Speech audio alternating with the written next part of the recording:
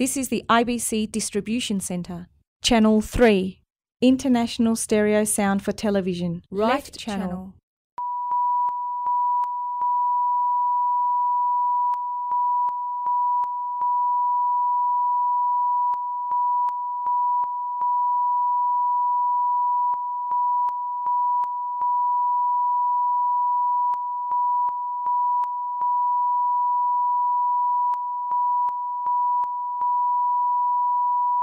This is the IBC Distribution Centre. Channel 3. International Stereo Sound for Television. Right channel.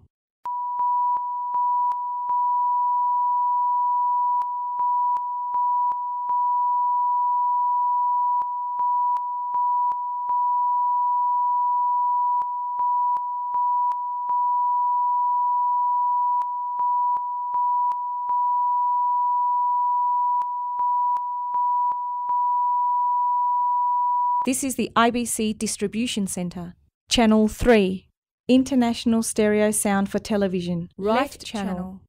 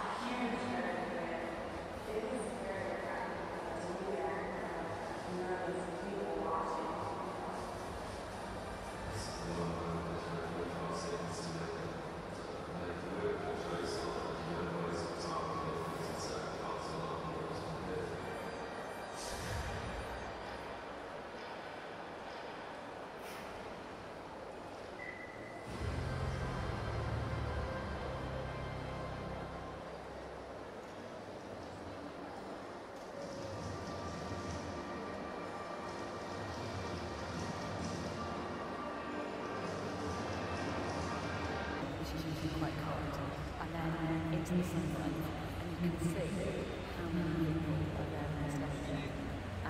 It is just, and it's like so sick, and then you're excited.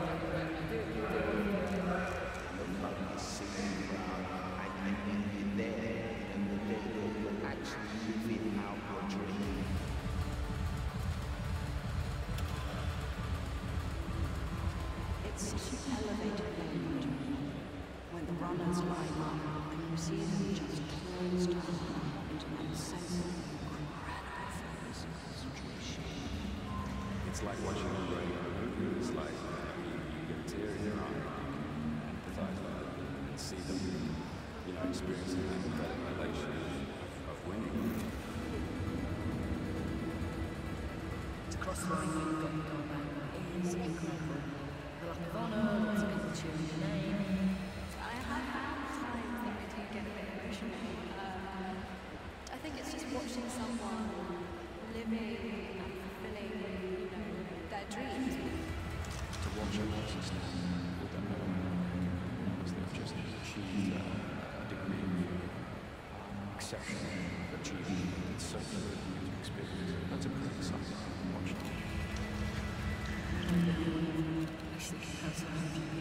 That actually is a really nice thing to remember.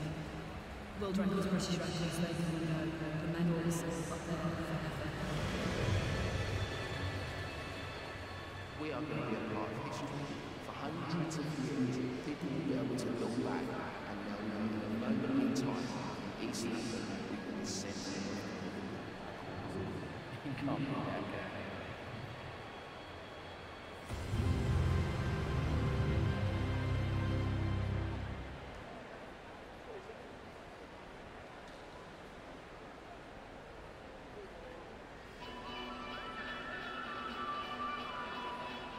Ladies and gentlemen, we are about to see some of the greatest Paralympic swimmers battle it out for places in tonight's finals.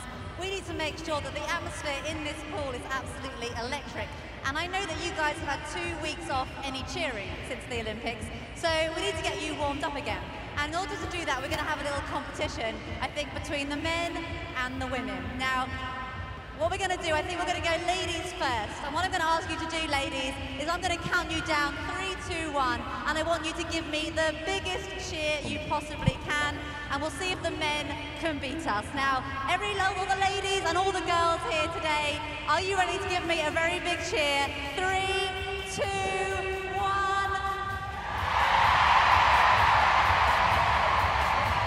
Fantastic cheer. I don't think the men can beat that, to be honest with you, but we'll give them a go. Are you ready, men? All the men and all the boys, give me a big cheer. 3, 2, 1. That was quite loud. Okay, we'll give it one more go. Ladies, can you beat that volume? 3, 2, 1, cheer! And we're going to give one more. I think the men need one more chance. I think the ladies are winning so far, but I'm a little bit biased. But those men in the house, 3, 2, 1. I think you're getting warmed up. You're almost there, but I think we need one more cheer. We have the swimmers are just moments away from actually swimming their first races. So let's get behind them. Give all together now, all the boys, all the girls, ladies and gentlemen, one final cheer. 3, 2, 1. So good morning, a very good morning. This is London 2012 Paralympic Games Day 1 of swimming. My name is Nick Gillingham. I'm delighted to bring you live action here from the Olympic swimming pool in celebration of lots of blah, blah, blah. The time is 9:22 and 21 seconds. We're counting down to the start of day 1. Thank you. So, ladies and gentlemen, as Tracy has just said, we are moments away That's brilliant, yeah. from the first piece of action here at London 2012 Paralympic Games. Are you ready?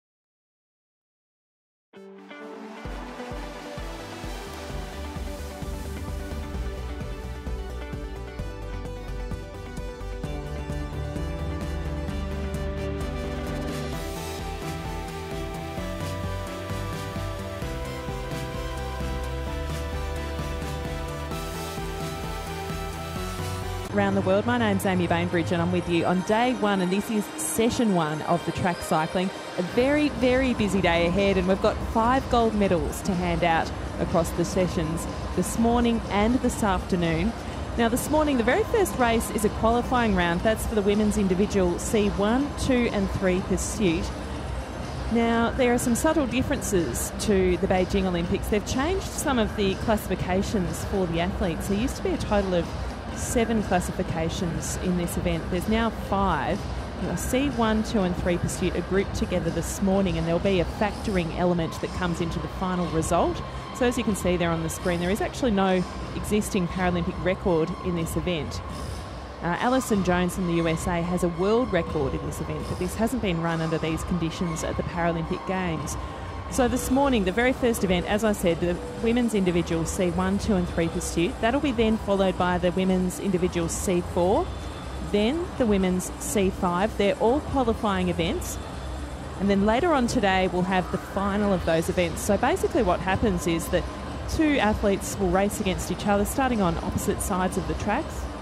And not only do you need to beat that person on the track and get a really good time, you also need to finish in the top 4 if you want to race off for the medals. So we'll have 1v2 this afternoon and then 3v4 for the bronze medal. So that's how that'll all play out this morning. Now this afternoon we've got some men's events. We've got the men's individual B pursuit, that's for vision impaired riders, and then we have the men's individual 1, 2 and 3 kilo events. That's the 1 kilometre time trial. So as you can see on the screen, we've got the Chinese athlete He Yin and Anita Roots from Austria. He Yin trains in Guangdong. Her coach is Li Peng and Wei Jingtao. So we just get the final preparations underway. And Anita Roots, she's based in Innsbruck in Austria.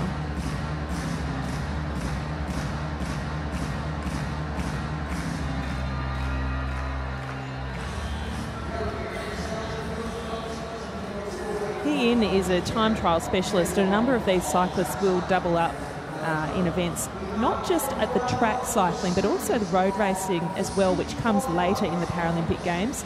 Here's He Yin on your screen right now. So she actually came second in the 500 metres time trial C2 at the World Championships in LA this year. But of course the individual pursuit, a very different event, and a race distance of 3 kilometres. This beautiful track that we have here in London, well, it's made of, as you probably know, of Siberian pine, and that track, the distance, 1 lap, is 250 metres, so 3 kilometres today is what they'll be racing.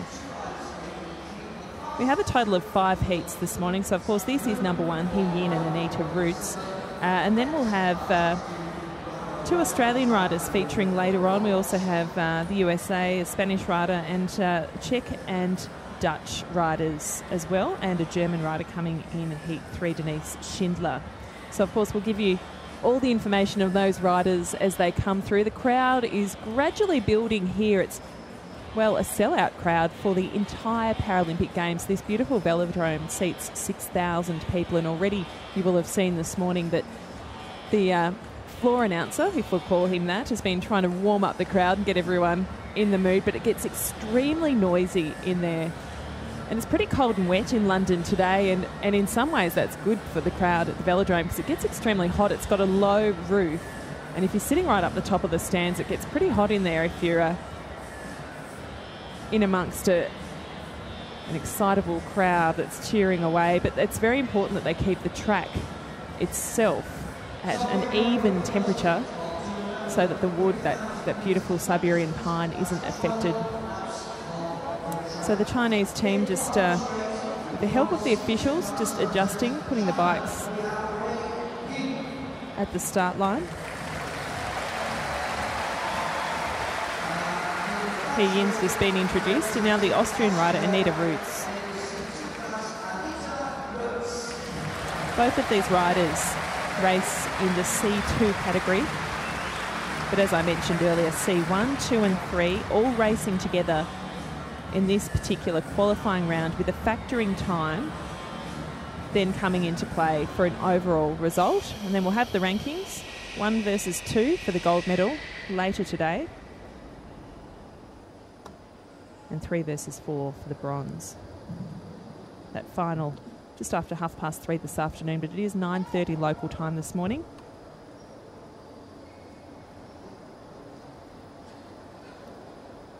Final adjustments being made.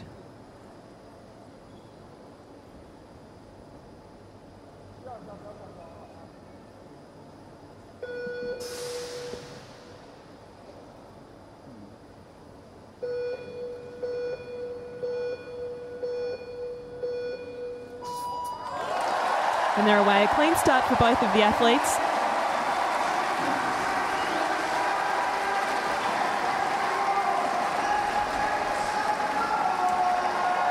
So the top of the screen is the progressive time for Roots, and He Yin is the bottom right-hand corner of the screen as well.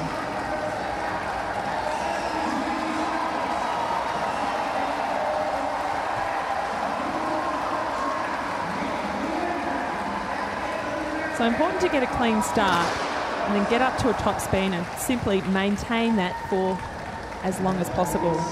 So already at the 500 metre mark. You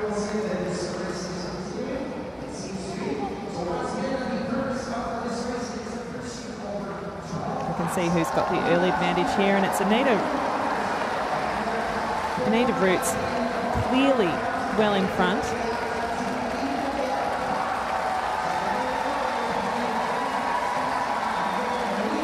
In fact, no, it's not. Couldn't see it on my screen, but what's actually happened is He Yin is racing so strongly that she's just lapped Anita Roots. And what a stunning performance. 875 metres in. And look, that is a little demoralising for Anita Roots, but she just needs to keep her head down and stay in that race and not let her fall any further off the pace. He Yin, the Chinese athlete, just looking so comfortable here.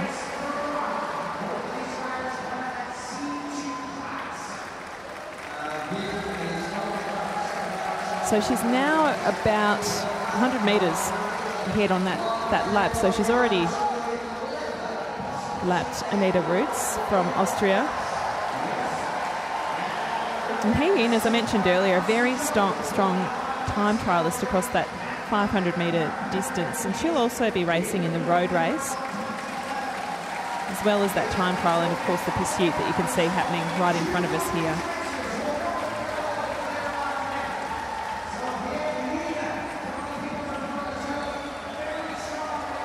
So well over halfway now for He Yin.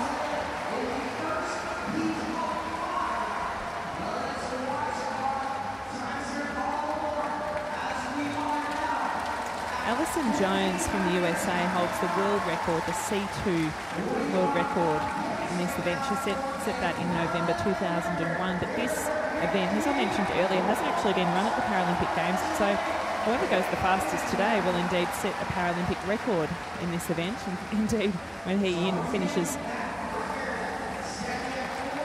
this effort,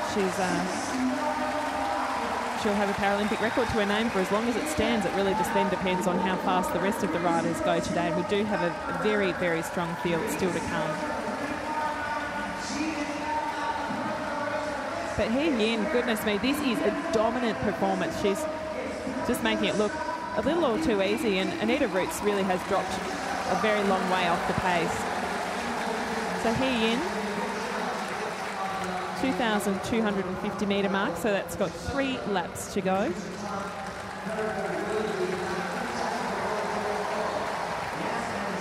The legs would be well and truly burning by now.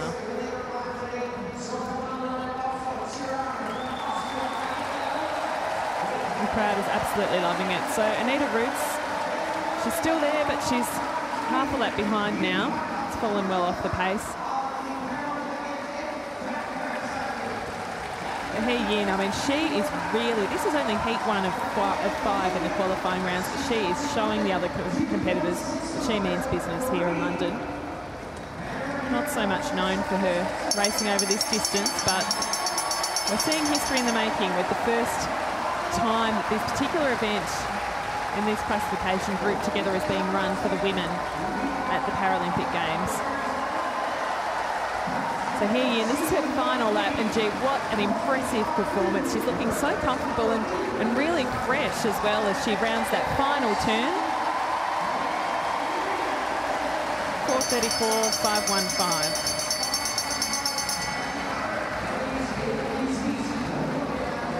Finishing time, and Anita Roots will finish off her lap,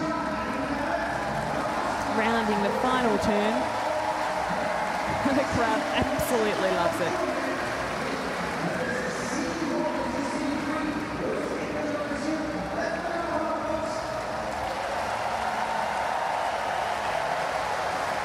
As she comes down the straight. So 5:05.697. So an absolutely dominant performance by the Chinese rider there. She should be very happy with that. Now the focus will be on some recovery throughout the day. That the women's individual pursuit final, C1, 2 and 3, is this afternoon at 3:39. So we'll just have to wait and see. So now it's almost worse because you have to sit back and see whether your time is enough to get you through to race off for either the gold or the bronze medal.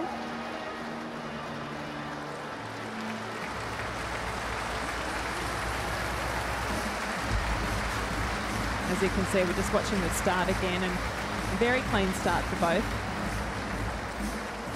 They do put a lot of checks in place now to make sure you don't snap out of your pedals at that start line, but it is still known to happen. It can be so demoralising to start off with. But there we had it early in the race, very early on here. Yin, so dominant, lapping very early on.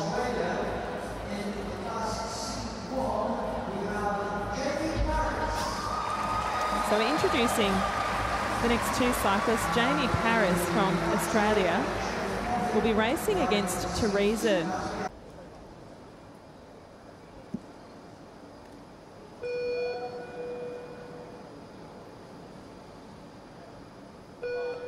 Buildup is a strong road racer and pretty handy in the time trial as well. So it'll be interesting to see how both of these riders fare.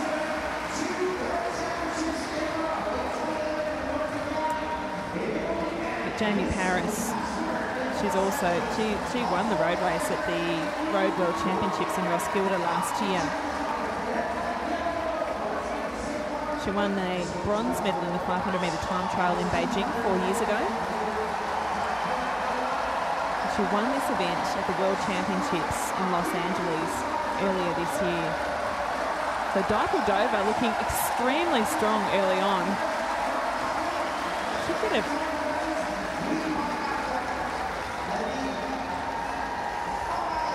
So Jamie Paris about 4 or 5 seconds off the pace at the moment. This very early stage.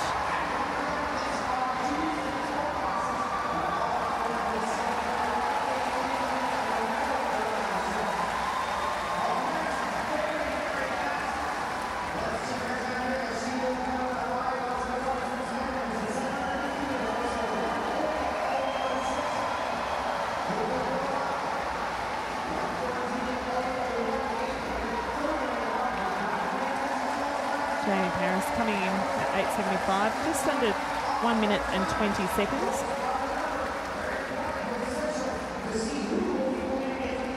The 1,000-metre mark, minute 31 for Jamie Paris.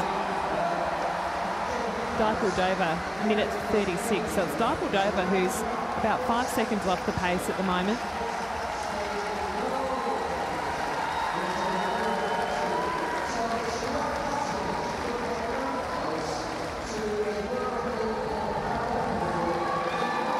.54 for Jamie Paris coming through the 1,250-metre mark.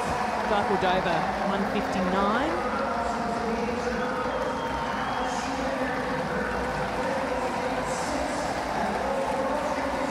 .206 for Jamie Paris. Through the 1:375-metre mark.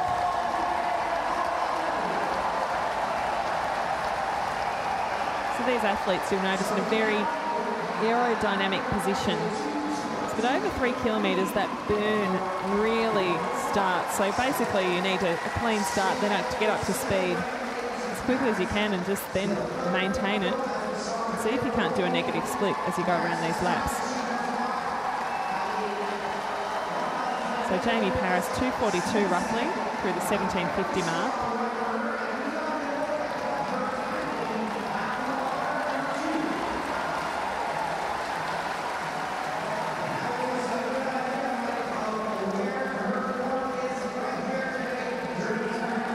Jamie Paris's times are currently enough to put her in second place overall in the competition.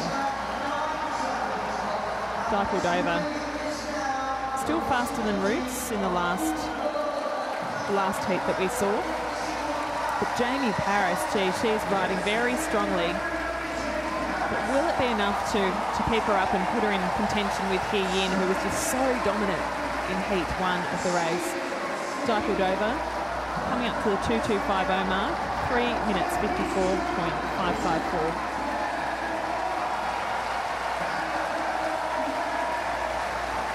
We've got an excitable crowd at the Velodrome today on day 1. Capacity of 6,000 people. And as I mentioned earlier, the Paralympic track cycling is an absolute sellout for the entire duration of these games. So if you want to see anything, you really need to head along to the the road cycling rather, which is later on.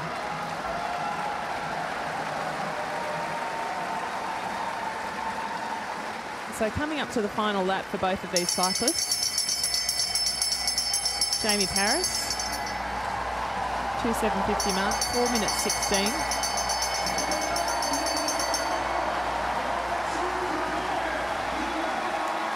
Just trying to find that little bit extra in the tank to see if she can come through and pip He Yin, but I don't think she's going to be quite fast enough. Just have to wait and see what the factored time is. Jamie Paris, 4:40.123.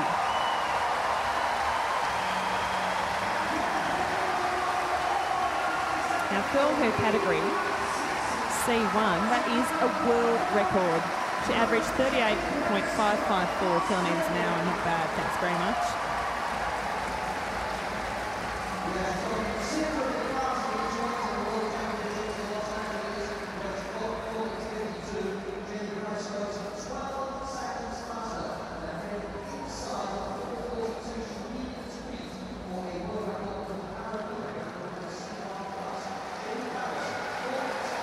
Teresa Dykeldova, she'll be happy with that ride. The crowd really got behind her, but gee, Jamie Paris, what a star. Denise Schindler from Germany, who in her biography doesn't pull any punches. She says she wants to win gold at the Paralympic Games in London 2012. So she's another cyclist that's competing in the road race as well as the time trial. So a very busy schedule for a number of these cyclists who are doubling up in both the track and the road events. And most seem to be riding in multiple track events. So Asinas Poncelas on the left of your screen, Schindler on the right of your screen. And Asinas Poncelas is a C2 rider, Denise Schindler is a C3, so there will be factored times coming into play here. Clean start for both riders and they're away.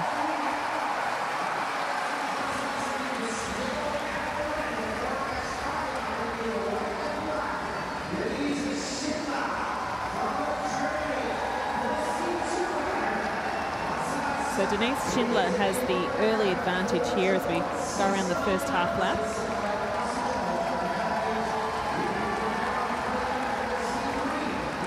Denise Schindler saw a spin class going on in her high school gym and decided to join in.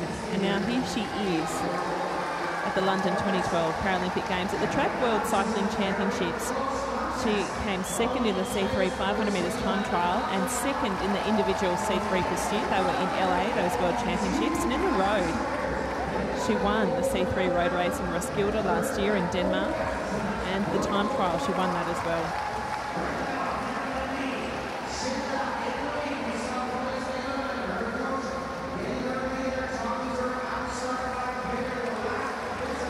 And as I mentioned, Schindler racing in the road race, the time trial and the pursuit. Of these games.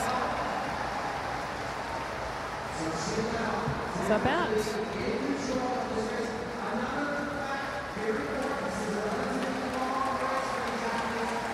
Denise Schindler, 127. It's enough to put her in second position overall, but He Yin, with that dominant ride in the first heat, really has set the standard this morning here at the Velodrome in London. Denise Schindler making ground quite dramatically on Asinas Poncelis.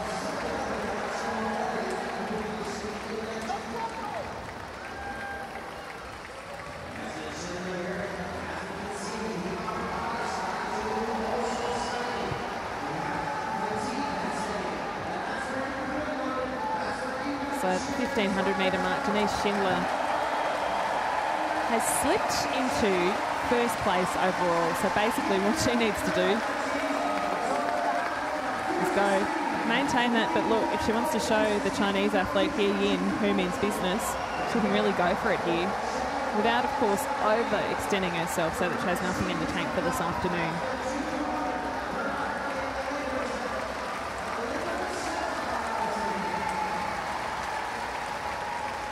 So Asinas Poncelis about 8 seconds or so behind Schindler at this point in the race.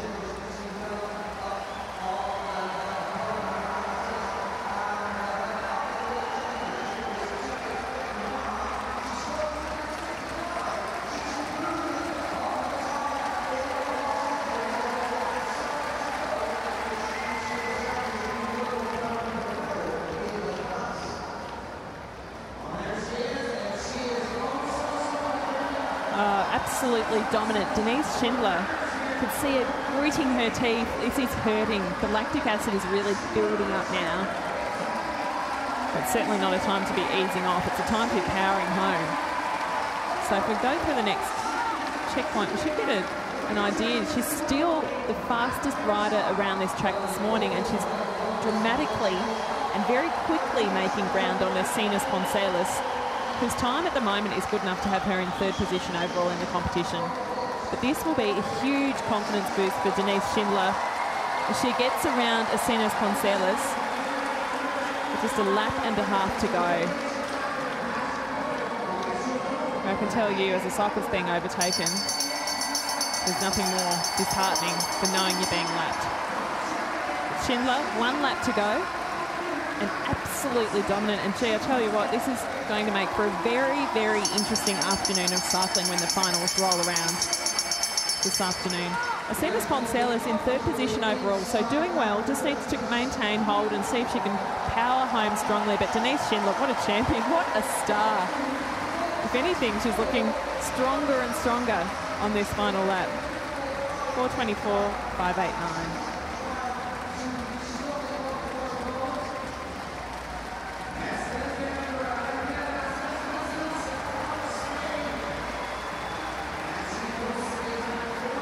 So Denise Schindler was about 10 seconds faster than He Yin, but we just need to get some information on what the actual factored time result is in this, because of course, as I mentioned earlier, C1, 2 and 3 all racing together.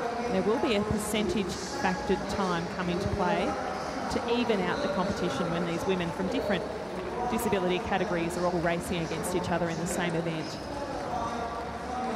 And as I mentioned earlier, this has changed a bit since Beijing. They've reclassified. So they've gone from 7 categories down to 5.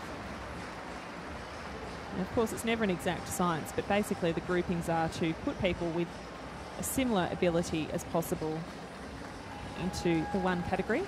And in this case, we've got 1, 2 and 3 racing in the same event. Just a replay there of the moment when Schindler lapped Asinas Poncelis. Very happy with her ride and very determined to come away with a gold medal from these games in what is a very busy schedule for us. So we really are whipping through these heats this morning. We're now up to heat 4, so that was heat 3 of Schindler. and Asinas Poncelis. But next we have another Australian cyclist and a Dutch cyclist racing. Alida Nobrius and Simone Kennedy.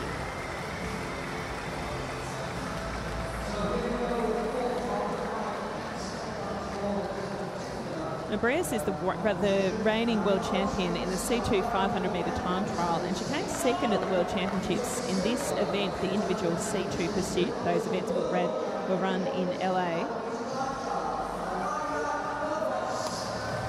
But Simone Kennedy, she's the reigning world champion in the individual C3 pursuit from LA, and she also won the C3 500 metres time trial as well. She's based in Parramatta in Sydney.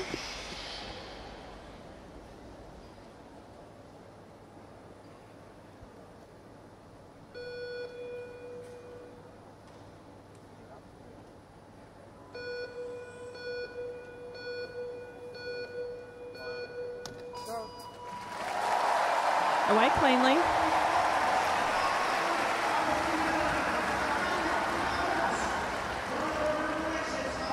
Interesting to see who gets the early advantage. Both these women known for their excellent time trialling skills. So Nobrius off to a very fast start, ranked number 1 at the 125 metre mark, now in number 2 place. Simone Kennedy in 5th. Early days though across the 3 kilometres of this race.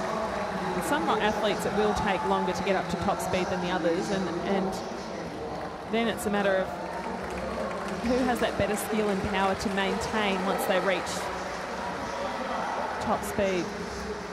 But remember, these women are riding at around 38 kilometres an hour at this indoor track.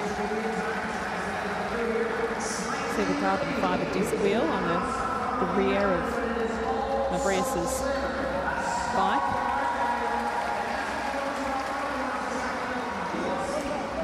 So we can see that Nobrius had a very strong start and was in the first lap in first position, but slightly backed off now in comparison to the other riders. She's now in 3rd position. Simone Kennedy.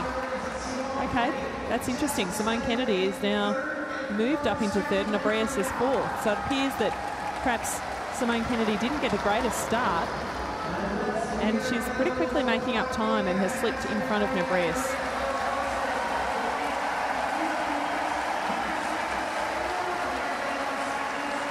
Now Simone Kennedy is absolutely motoring. She slipped into 2nd position overall. So really settling in, and it took her a while to reach that top speed, but here she is now looking very calm, very comfortable. You can bet those legs are burning at this point. Simone Kennedy, wow. The 1375 metre mark, she's now slipped into 1st place overall. We'll get a handle on how Nobrius is going. Nobrius in 3rd position, so 2 of the strongest riders in this competition riding extremely well. And if they'd just be keeping an eye out the corner of their eye to see where the other cyclist is. Nobrius is a C2, Simone Kennedy is a C3 classification on her Cervelo bike, but Simone Kennedy, wow, doing extremely well in 1st position, so gradually building into her top speed and really managing to maintain it now.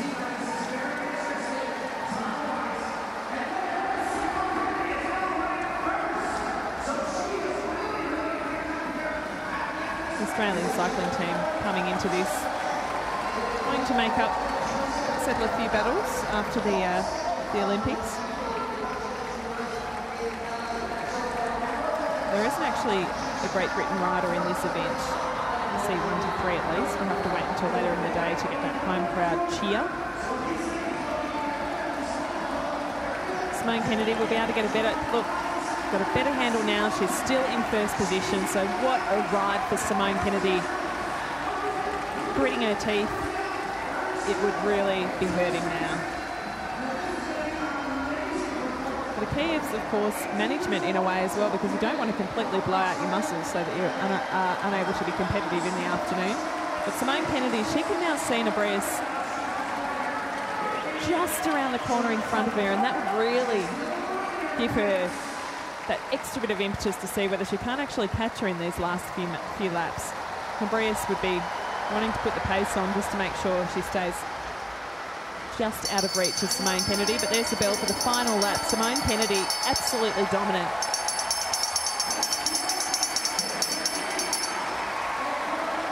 It's going to be very interesting to see what time she gets here. I think she's going to be well in front of the other competitors. 4:12, 1:83. So 12 seconds faster than the next fastest time, which was Denise Schindler. And that, of course, puts He Yin, relegates her into third place overall. And that was very impressive. And you can see the difference there. She's averaging almost 50 kilometres an hour. And earlier we had the riders averaging around 38, 39. So a huge difference there for Simone Kennedy.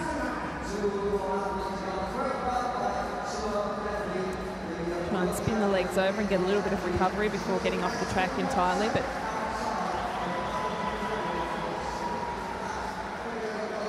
so that's the factored time that's come up on screen now, 4:23.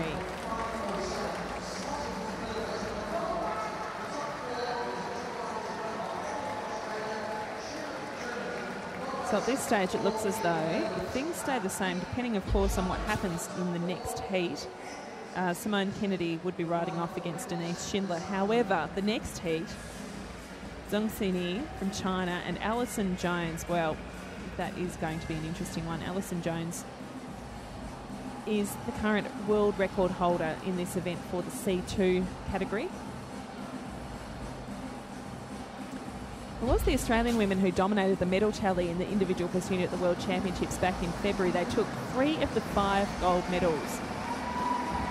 But this woman in the next heat, China's Xini Zheng, took 1 of the other gold medals.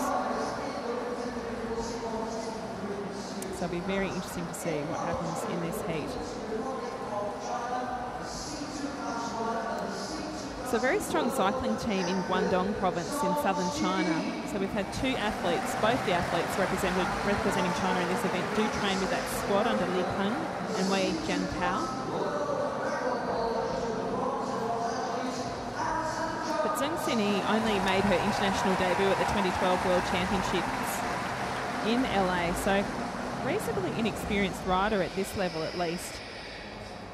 In contrast, of course, to Alison Jones, who is a very experienced rider.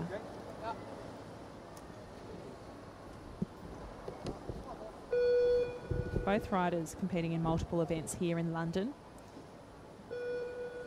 Both will be competing in the road race as well as a number of track events.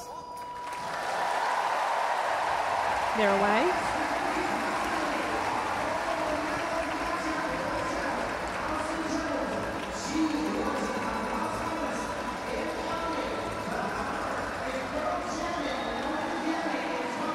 Alison Jones gradually building in to reach her top acceleration, and as we saw in the previous heat, it does, for some athletes, take around 3 or 4 laps to get up to maximum speed. Other athletes, such as He Yin, are able to reach their top speed much earlier in the piece, and then it's a matter of maintaining that.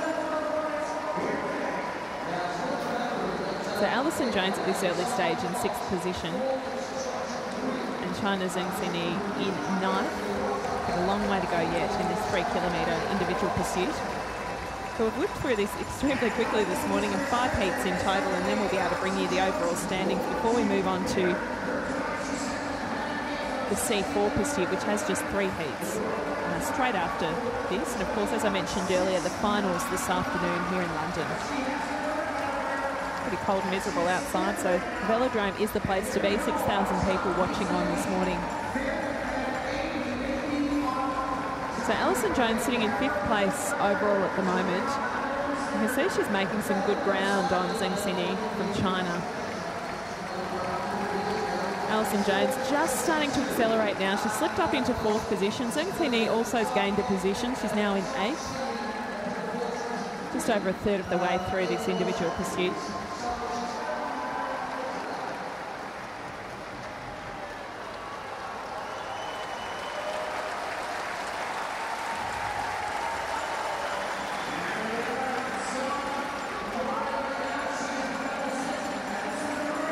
Get a better better idea in just a moment. Yes, Alison Jones, wow, she's just slipped into first position. So this is a very nervous time for the athletes that have already raced as they watch on to see exactly how things will fall for this afternoon, to see who's going to race off for the gold and who's going to race off in the bronze medal race as well. Alison Jones, though, gee, what a performance, and such an experienced cyclist. Now she's in second position, so there's not a lot in it, really, as they jostle around in the top of the table to see who is going to be in medal contention. But you'd have to think that Alison Jones is certainly going to be up there. It's just what colour medal that she'll be racing off for. That is the question at this point. Zheng Xini doesn't seem to be in contention at the moment. Oh, I'm wrong. She slipped up into fourth.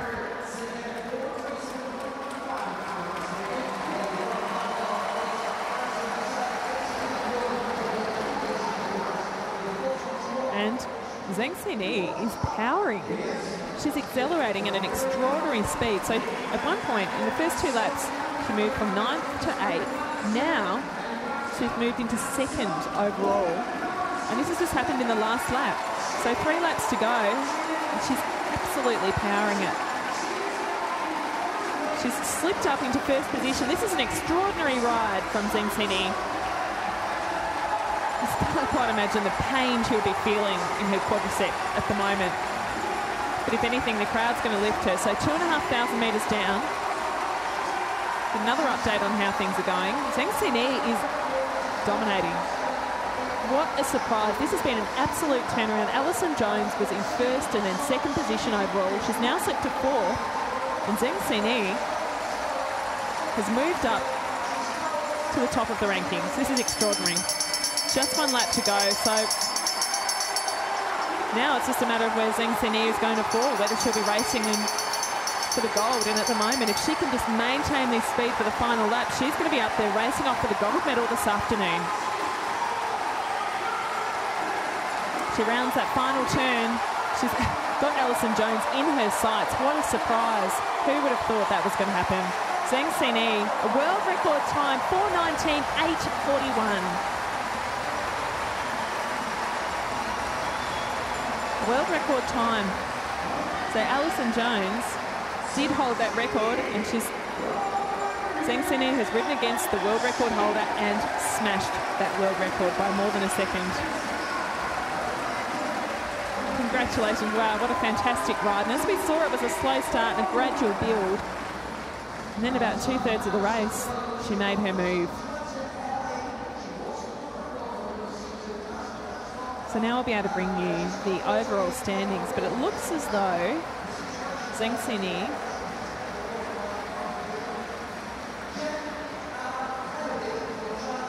I'll have to wait until these factored times come out, but I'll be able to bring them up on screen for you in just a moment. So Alison Jones, she will sneak into the race-off for the bronze. And that was the 5th and final qualification heat. So look back over. A clean start, but not a hugely fast start for either of these athletes as they gradually built. And really the business end of proceedings began around that 2,000 metre mark when Zheng Xini moved very rapidly from 9th to 8th. Then all of a sudden she was in 4th position, then 2nd, and then at the top of the table for the last 2 laps, essentially just dominating those final 2 laps. So she's finished. She'll race off for the gold. She'll come home with a medal. She's guaranteed a medal.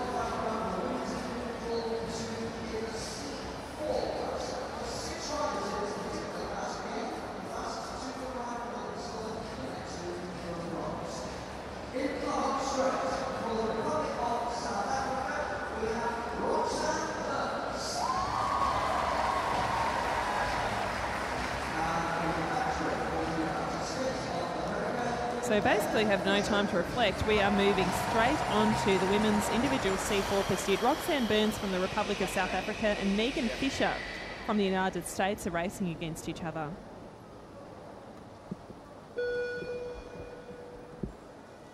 So the same distance, 3,000 kilometres.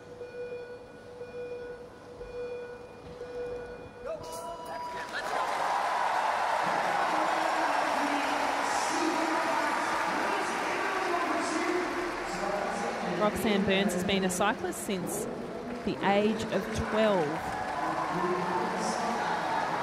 She's now 24 years of age.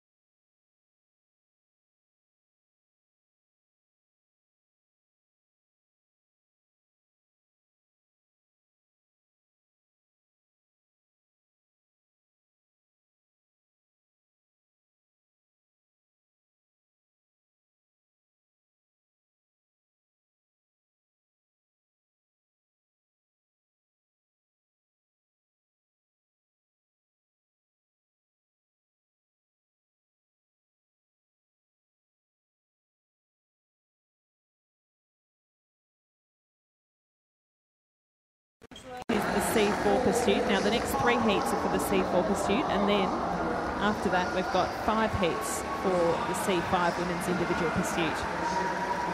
So a packed morning. We're whipping through these heats extremely quickly. We have such a tight schedule at Paralympic and Olympic Games that there's no time for mucking about, if you like, between heats. It's a very, very tight schedule, and of course moving the crowds in and out between sessions is also an issue. Megan Fisher on your screen there. I'll be interested to see her average speed at the end of this. She's looking very comfortable. So Megan Fisher well ahead of Roxanne Burns. And there won't be any factored time coming into play because everyone in this race is a C4 category, everyone, all 6 riders.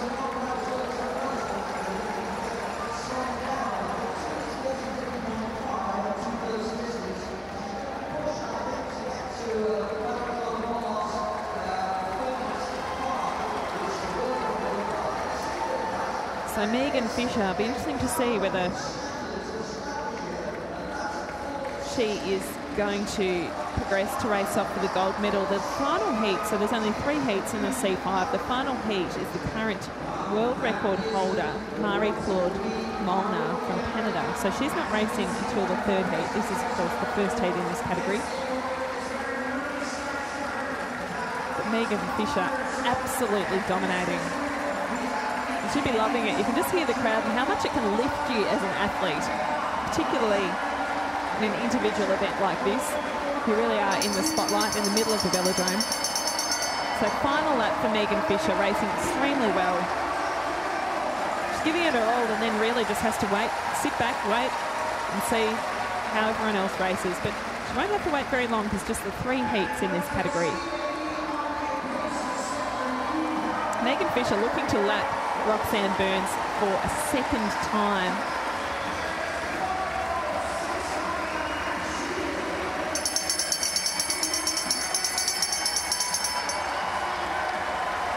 And as you can see on your screen, that is a Paralympic record, but that is also because this is the first time that this particular event has been raced at the Paralympic Games. So Roxanne Burns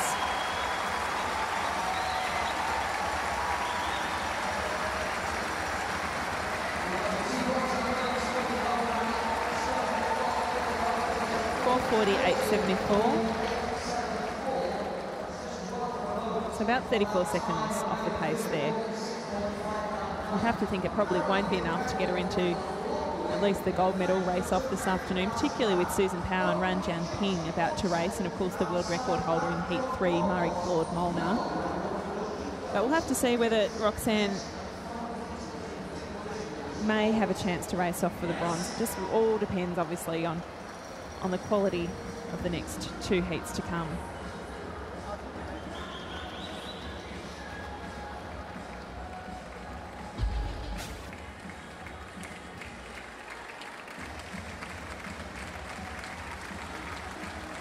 So you'll also see Megan Fisher in the road race and the road time trial. We've got her here in the pursuit, and also she'll be in the 500 metre time trial. That, of course, is just 2 laps of this fabulous track here in London at the Velodrome. Roxanne Burns will have her chance again. She's not riding in the individual road race, but she's made it into, she's qualified for the time trial, and she's also going to be qualifying for the 500 metre indoor track time trial as well. So certainly not the last we'll see of either of these athletes.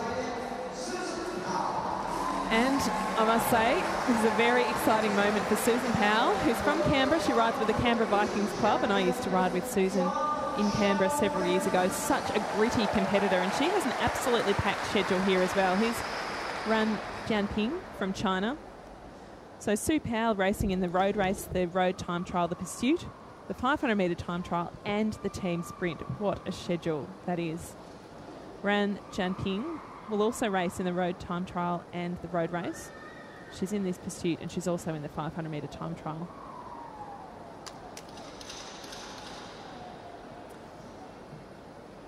Sue Powell, an excellent road racer, and has done well. She won the World Championships in the road race in 2011. As for her track results, well, the individual C4 pursuit, she won that in Italy in 2011. In 2012, she got a silver medal at the Track World Championships in LA. She has had excellent results right across the board, really. Was picking up silver in the 500 metres times trial in both 2012 and 2011 at the World Championships. But can she get into the medals here? That is the question. Ran Jianping, no surprises here. She's also based with the Guangdong cycling team in southern China. She's only taken up serious training in the last 4 years. She won a gold medal and broke the world record in the 500 metre track time trial at the 2010 Asian Games. So very high quality field here at the Velodrome this morning.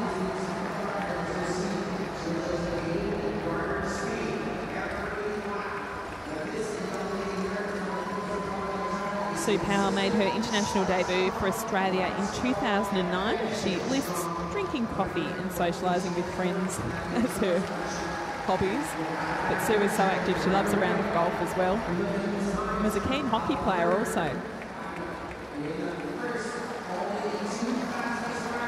So this is the qualifying round.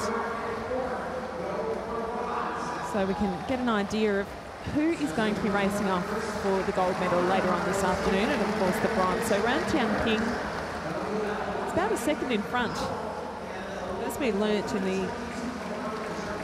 the last round, many of these riders take some time to get up to top speed, and then many power home over the last 2 to 3 laps, which is such a test of endurance over that 3 kilometres to actually pick up speed, be able to maintain or even increase over the last couple of laps.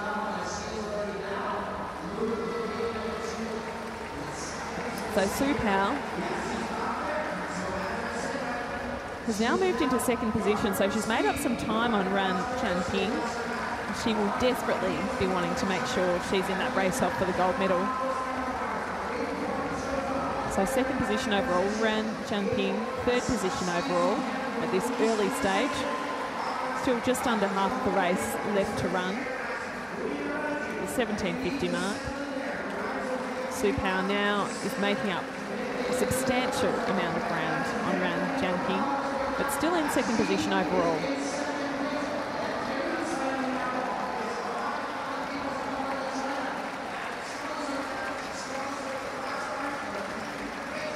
Sue Powell's coach is Glenn Doney. They've been together since 2011 as a rider-coach combination. Ran Jianping still in third position overall, but she won't want to lose any more time, because otherwise it's just going to be too difficult to make sure she's at least in contention to race off for a medal today. Only 6 riders overall. Sue Powell is powering home. She's now into first position overall. She's going to want to pick up even more speed over the last 3 laps. Stamping her authority on this race. What an impressive performance. And the crowd absolutely loves it here at the Velodrome. Come on, Sue. 2 laps to go. And just imagine everyone watching at home cheering Sue on madly from her home base in Canberra. Ran Jianqing, the Guangdong-based cyclist. Sue Powell is looking to lap her. In this final lap, she can really stamp her authority on this race. Second last turn. Sue Powell is absolutely gunning it. And what an impressive performance. Wow. Well, she tried to overtake Ran Jianqing on the corner, lost a little bit of ground because she had to go wide. That is a world record. Congratulations, Sue Powell. 4:03.306. That is 3 seconds faster than Roxanne Burns from South Africa.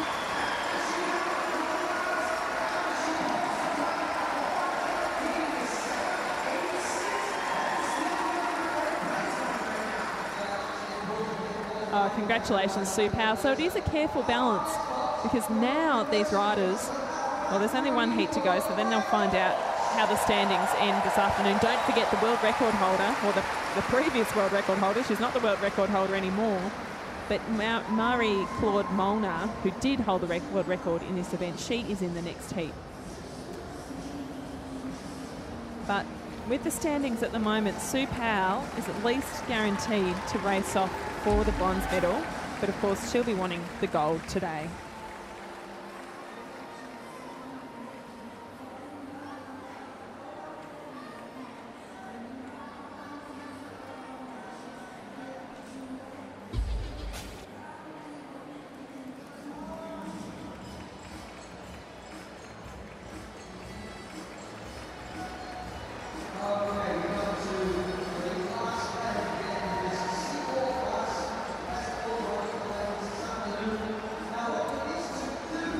So we have another Australian rider, Alexandra Green, and Marie-Claude Molnar from Canada, who, as I mentioned, was the holder of the world record rather, in this event. Well, that's just been smashed by Sue Powell.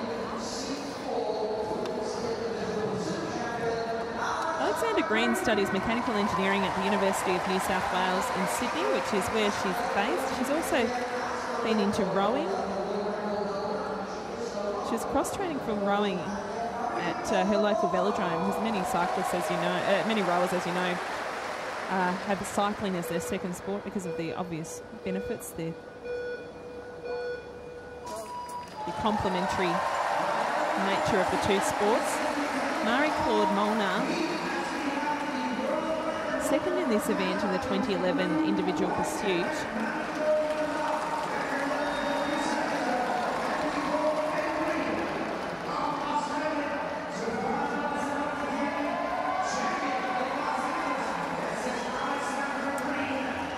Molnar's club is Team Quebec in Canada. She made her international debut in 2009 at the World Championships in Manchester. She also loves skiing, ice hockey, swimming, hiking and camping. Just a little bit of information there for you for Molnar.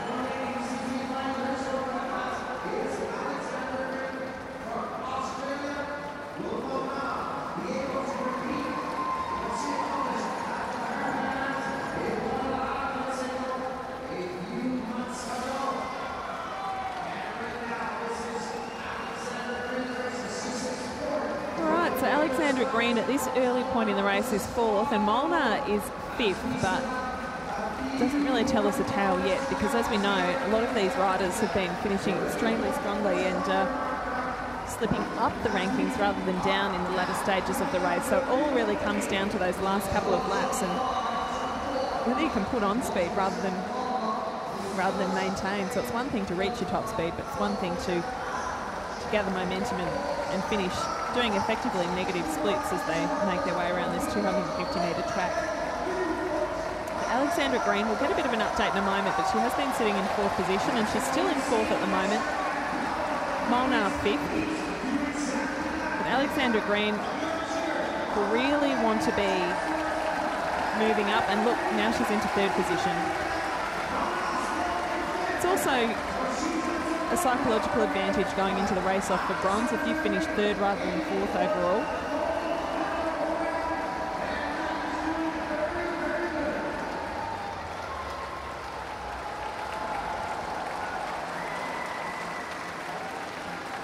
So Molnar is just going to be able to start getting a glimpse, Green is going to be able to start getting a glimpse of Molnar in the track ahead of her, and she will really want to be seeing if she can lap her as well, just like Sue Powell did in the preceding heat.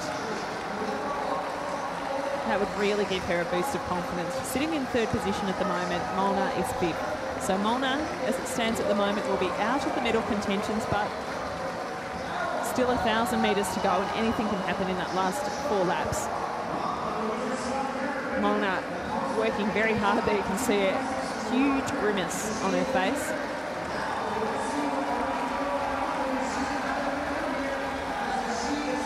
So Alex Green, can she make up? Would she slip up the rankings into 2nd position and have to race off against her countrywoman Sue Powell for the gold medal? So Molnar in 4th, doing well. At this point in time, she's eyeing off a bronze medal race off this afternoon.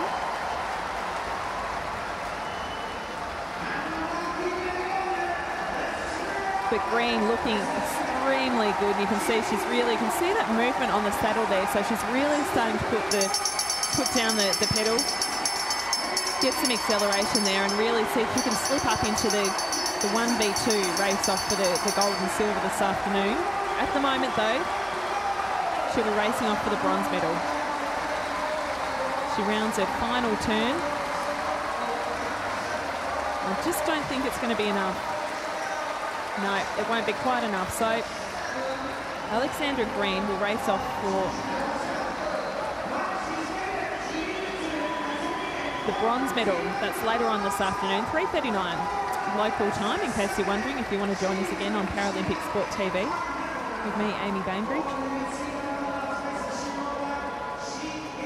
Alexandra Green not giving much away in her expression there. It's hard to tell if she's happy with her performance, but no doubt she's very exhausted. So the two are going to be racing off again against each other this afternoon. Sue Powell finishing at the top of the rankings for the women's individual C4 pursuit, so she's guaranteed a medal, whether it be gold or silver. And then the two riders that you've just seen race on the screen, Alexandra Green and Marie-Claude Molnar, will race off for the bronze. So Megan Fisher from the USA. So Megan Fisher is about 3 seconds, or just over 3 seconds behind Sue Powell. Ranjan Ping and Roxanne Burns missing out on the final this afternoon. But it will be an interesting battle. But of course, those two cyclists who just raced off in the heat against each other will face each other again this afternoon. But it will be an interesting matchup between Powell and Fisher at the Velodrome this afternoon. But moving on, we've got a lot to get through this morning. And you can see we're already setting up for the next qualifying round. That's for the women's individual C5 pursuit. In case you're wondering what's happening after that, we've got the men's individual B pursuit. That's over 4,000 metres, so slightly longer. Crystal Lane and Anina Schilling from Switzerland. Crystal Lane, you can hear the home crowd cheering for her. So this is the first GB rider we've seen at the Velodrome today, and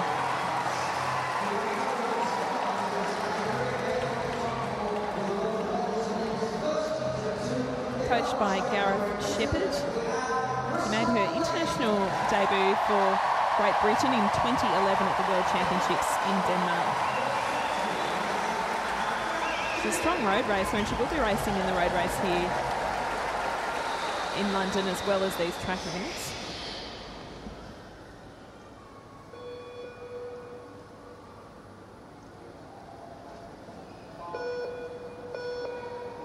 So Anina Schilling from Switzerland.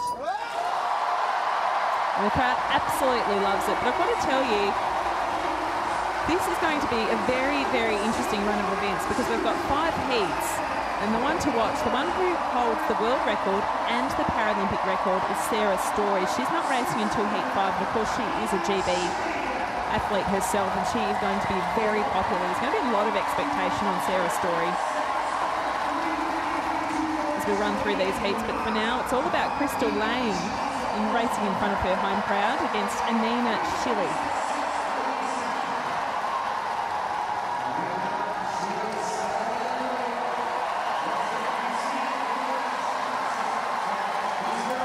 So Anina Schilling, early on, is taking the advantage. So I'll have to wait and see how Crystal Lane plots her race, whether she's taken rather a conservative start and will power on, or whether Schilling is simply a stronger rider. As you can see already, Crystal Lane got a bit of a slow start. Her first 2 laps weren't particularly fast, but then she's already starting to stamp her authority. Just over a second in front of Schilling.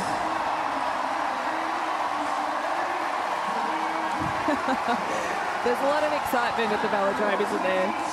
The home crowd absolutely loves seeing their own athletes compete, and after the great success of the GB track cycling team at the Olympics, there is a certain level of expectation on the Paralympic track cycling team. And not to mention the Paralympic road cycling team as well. So 5 medals up for grabs today, 5 gold medals. This is the women's individual C5 pursuit on Paralympic Sport TV.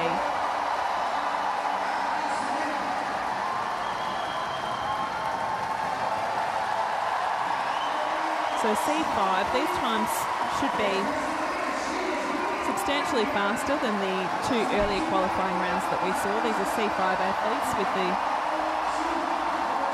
least disability of the athletes we've seen so far today. Of course, everyone categorised or grouped together according to their level of ability.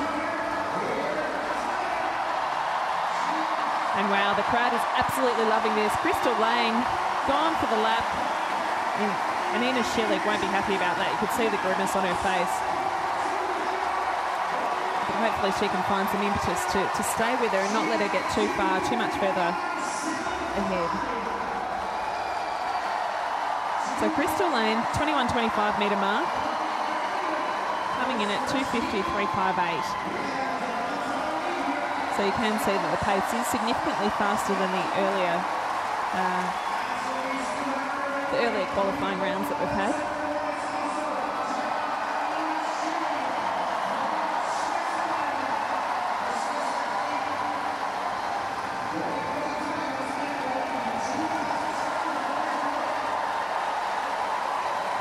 So Crystal Lane, what a dominant performance here. About 6 or so seconds faster than Anina Schilling.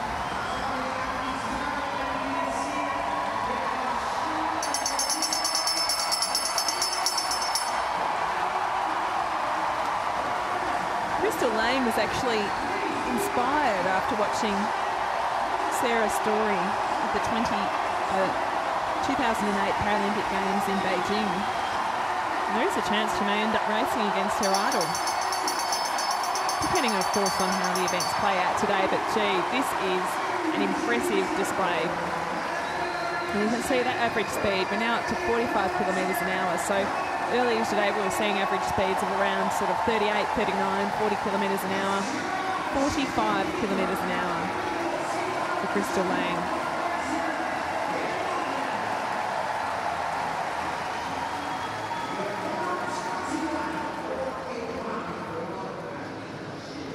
See William and Kate in the stands here, come to support their home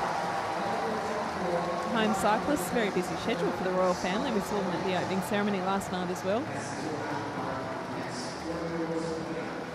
But gee, I tell you what, there's nothing like a home crowd to lift the performance. So really, in the end, there was about 22 seconds in it. Crystal Lane. Very dominant against Anina Schilling, but we'll be moving on because we've got a total of 5 heats to get through. And qualifying rounds, I guess we'll call it, but that was number 1 of 5. So the 2 athletes next, we've got Anna Hakowska from Poland and Kelly Crowley from the United States. And of course, the cyclist that everyone is keen to see is Sarah Story, who is the reigning world record and Paralympic record holder and reigning champion in this event. So Anna Hakowska from Poland and Kelly Crowley from the United States.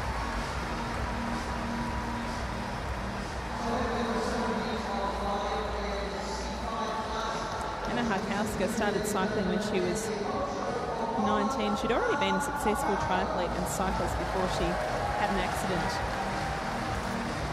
She was struck by a car while she was standing at a bus stop. So she got into track and road cycling after that. And here you can see her on your screens at the London 2012 Paralympic Games. And this is Kelly Crowley, you can see on your screens now. Kelly is actually a swimmer. She competed in Athens in the freestyle relay and the medley relay, and at the World Championships in freestyle and medley. Now she's made the switch to cycling, and she's also going to be racing in the road race and the road time trial as well as this pursuit event. This is her only track event at these games.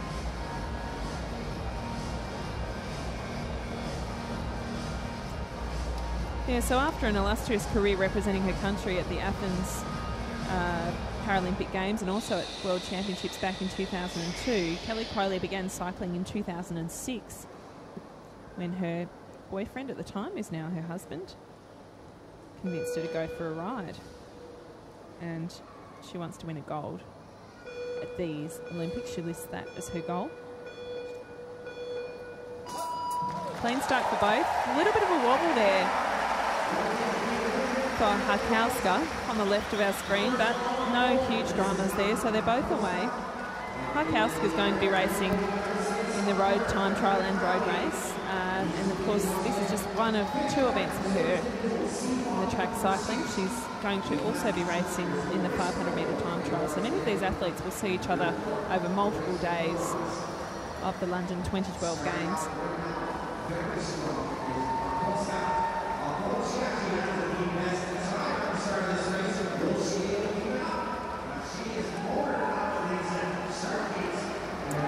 So Hakowska off to a very good start, but as we did see in that previous heat, it was a reasonably slow start for both women, and they really picked up speed as they went through the race.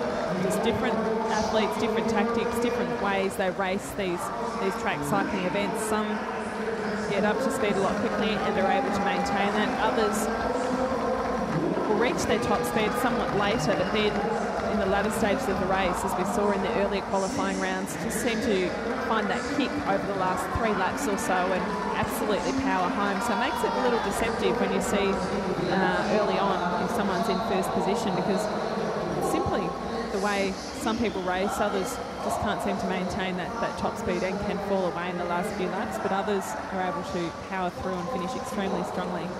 So this is heat 2 of 5.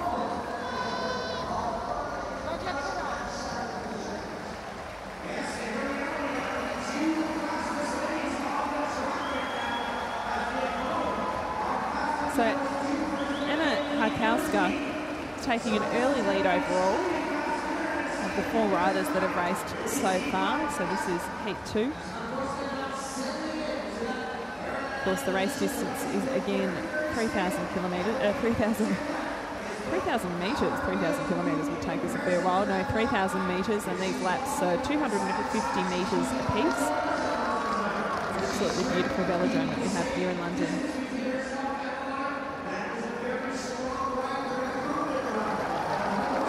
Cycling joined the Paralympic program back in 1996 at the Atlanta Paralympic Games.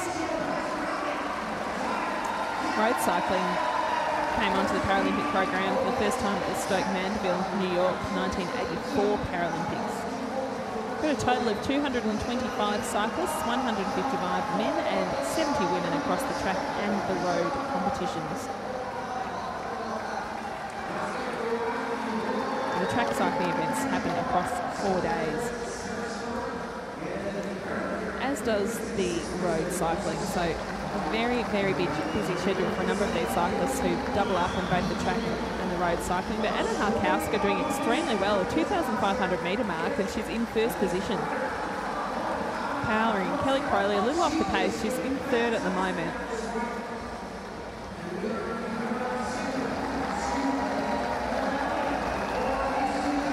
Anna Harkowska, lap and a half left to go.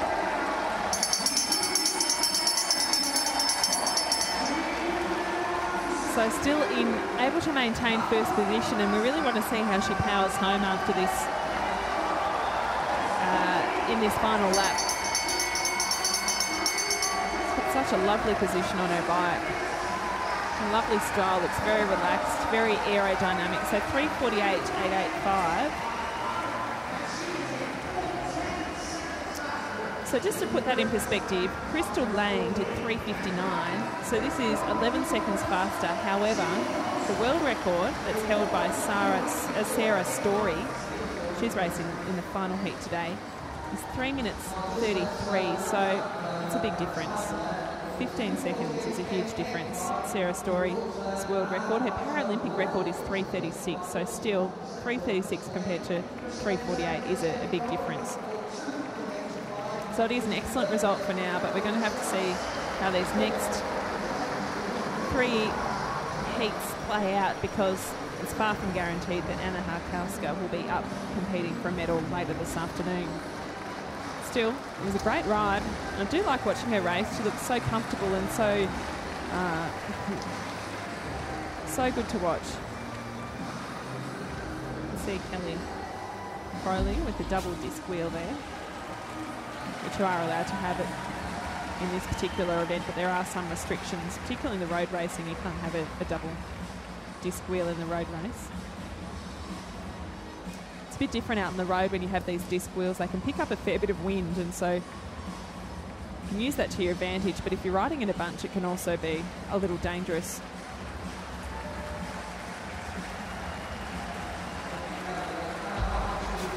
But they are very nice and smooth, those disc wheels, and go very fast too.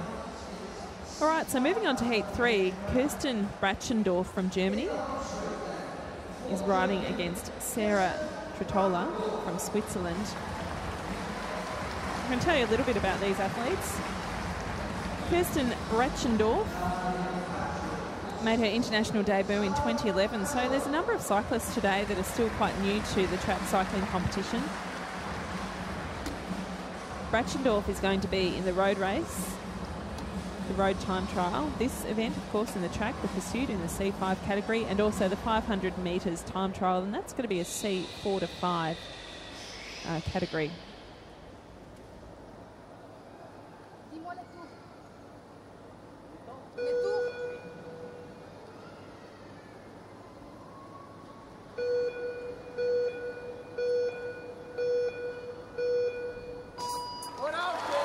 Clean start for both, no wobbles this time.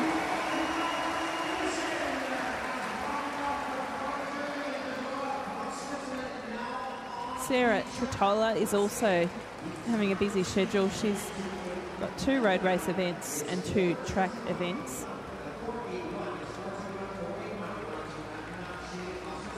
Sarah speaks English, French, German, Italian and Spanish, a truly international athlete. She took up the sport because her dad was a keen cyclist, and Sarah and her sisters went out on bike rides with him.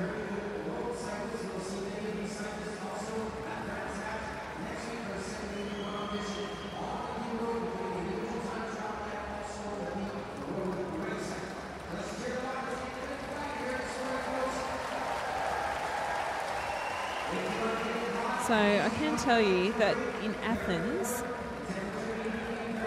back in 2004 at the Paralympic Games there, Sarah Tritola was a bronze medalist in the time trial event.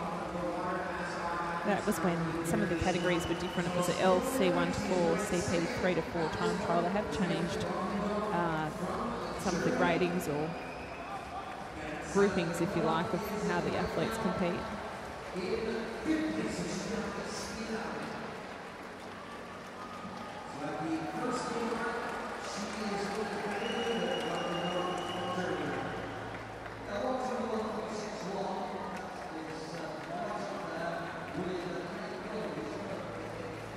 So Bratchendorf coming third at this point. Tritola in the 5th position overall. So she'll need to start making a move pretty soon to see if she's going to be in contention for the medals later on this afternoon. If you're just joining us on Paralympic Sport TV, the way things work is we've got a qualifying round where riders race off in pairs together, but it's really your result overall that matters. It doesn't matter, I guess, how much you win or lose your actual heat by. Of course, if you win by a lot, it's always good because it's a better result for you, but really we're looking for overall standings. So it'll be the top 2 riders will race off this afternoon for the gold and the silver, and then the riders that have placed 3rd and 4th overall after all these heats have run, they'll race off for the bronze medal this afternoon. So Bratchendorf in 4th position at the moment, Tritola in 5th, so not a huge change there. But we are into the final few laps of this race. You can see the grit, the pain on the face of these athletes. The lactic acid build-up, the burn in this particular event is very, very difficult. And remember, these women are averaging over 40 kilometres an hour. We saw Crystal Lane, 45 or just over 45 kilometres an hour that she was averaging. That was in the first heat of this particular classification. We've got a quality field here and some of the best riders still to come. So really, to finish in 4th position overall after this is probably just not going to be good enough to be anywhere near the medal rounds this afternoon.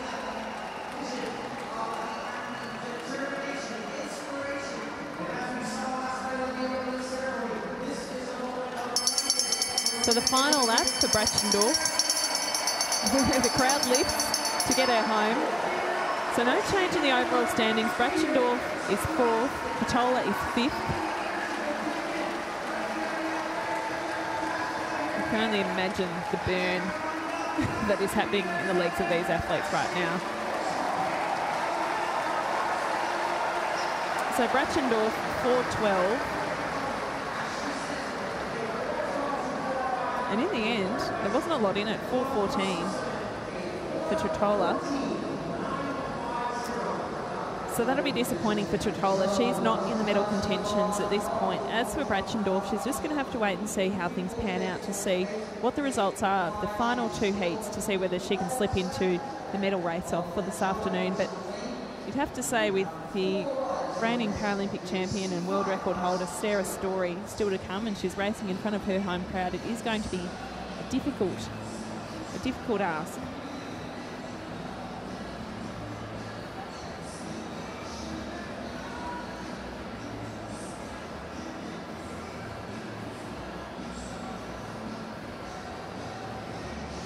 So there's the standings at the moment. Anna Harkowska 3:48, Crystal Lane 3:59, Kelly Crowley in 3rd at this point, 4:02. Bratchendorf, 4:12. However, we've still got 4 quality riders to come. Greta Nemenis from the United States and Fiona Southorn from New Zealand are in this next heat. Greta Nemenis, I love this. She won a competition to travel to the 2004 Paralympic Games in Athens as a spectator, 2nd in Los Angeles earlier this year in this very event. She's also a very handy road racer as well. So she's got 4 events on her Paralympic program, and Fiona Southorn has 5 events She was third in the individual pursuit in LA. So these two are very familiar with each other. Second and third earlier this year at the World Championships, and both will be hoping to medal here this afternoon. Just waiting while the bike is put into its starting blocks.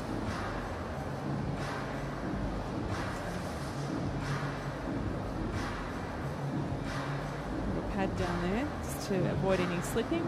She climbs onto her bike. So taking a little bit more time than we've seen to clip in.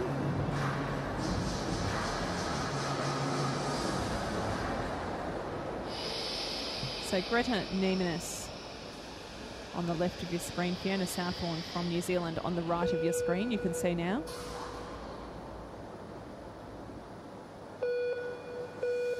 Heart rate would be up at this point.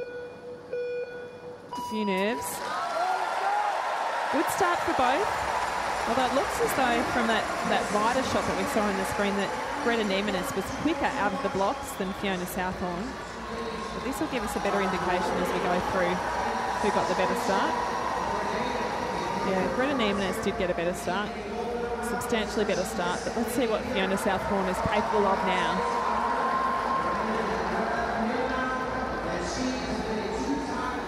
So it is a 3 kilometre race, perhaps not quite as crucial to get that incredible, perfect start compared to, say, the 500 metre time trial where you just have 2 laps. There's no margin of error at all. This is a 3,000 kilometre race.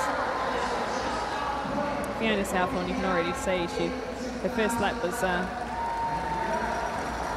put her in 4th position. She's already moving up into 3rd after a lap and a half. So these two riders are going to be pretty close. Wow.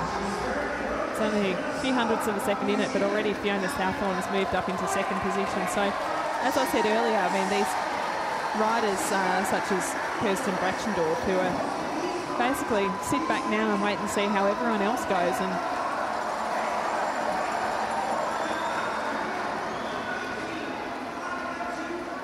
wait and see whether they'll be included in the final this afternoon. But Fiona Southorn doing extremely well and sitting in 2nd position, gritting the teeth in that aerodynamic position. And as I mentioned, she was 3rd at the Track World Championships in LA in this very event, the individual C5 pursuit. She will want to turn that World Championships bronze medal into a medal at the Paralympic Games. Greta Niemanus from the United States. She goes past, she's in 3rd position, so well placed at this point, but to feel comfortable with two excellent riders still to come, you really want to be finishing.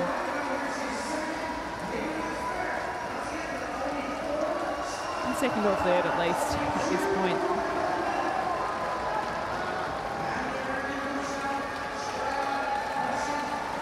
So Fiona Southorn looking extremely good, very strong, stroking the pedals. And now she's going to have a look. If she looks up, she'll be able to see out of the corner of her eye. She's going to be able to see Greta Niemanus in the corner of her eye, and that's really going to spur her on. So already just half a lap in front. She'll spy Niemanus and she'll think, I'm going to get her. It's a great target to have for those last few laps. Oh, the effort she's exerting.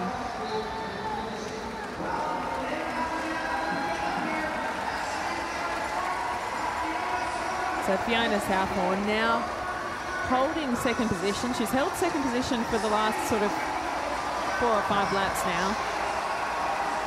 She's absolutely flying. And she'll be averaging again around that sort of 45 kilometre an hour mark.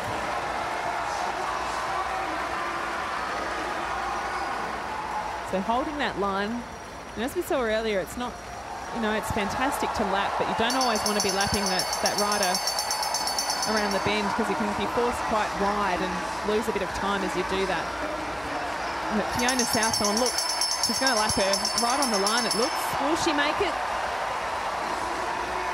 No, she's still got to get around the corner, so she's had to take that wider line around the corner. So 46.412, 352.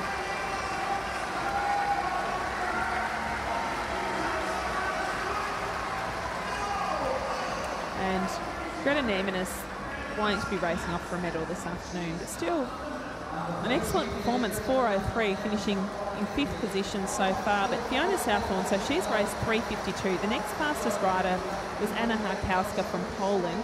So Southorn is 4 seconds slower than Harkowska. And still, it needs to be said, a significant bit slower than the Paralympic record time of 3:36, but that's all right. Look, we're going to see in the next heat exactly what the reigning champion, Sarah Story, is capable of in front of her home crowd. So it didn't look as though Fiona Southorn got the greatest start from looking back at that pictures, but she quickly made up for it over the laps. I wonder whether she'll feel a little disappointed by that start, but gee, it was a good performance.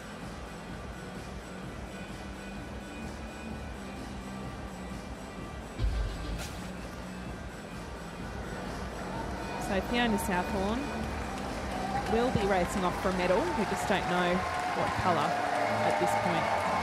So the home crowd is absolutely going to love it with William and Kate watching on. Sarah Story, the reigning Paralympic champion, the world record holder in this event, which she set in Beijing. She set the world record in Manchester, but she set the Paralympic record at the Beijing Games 4 years ago.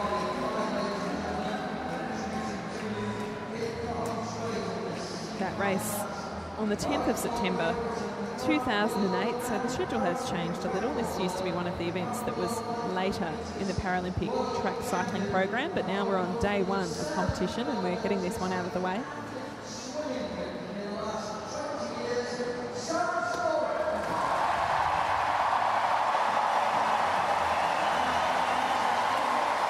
Sarah Storer, of course, a long, long list of achievements as an athlete. She was a decorated swimmer and had a particularly successful games in Atlanta back in 1996.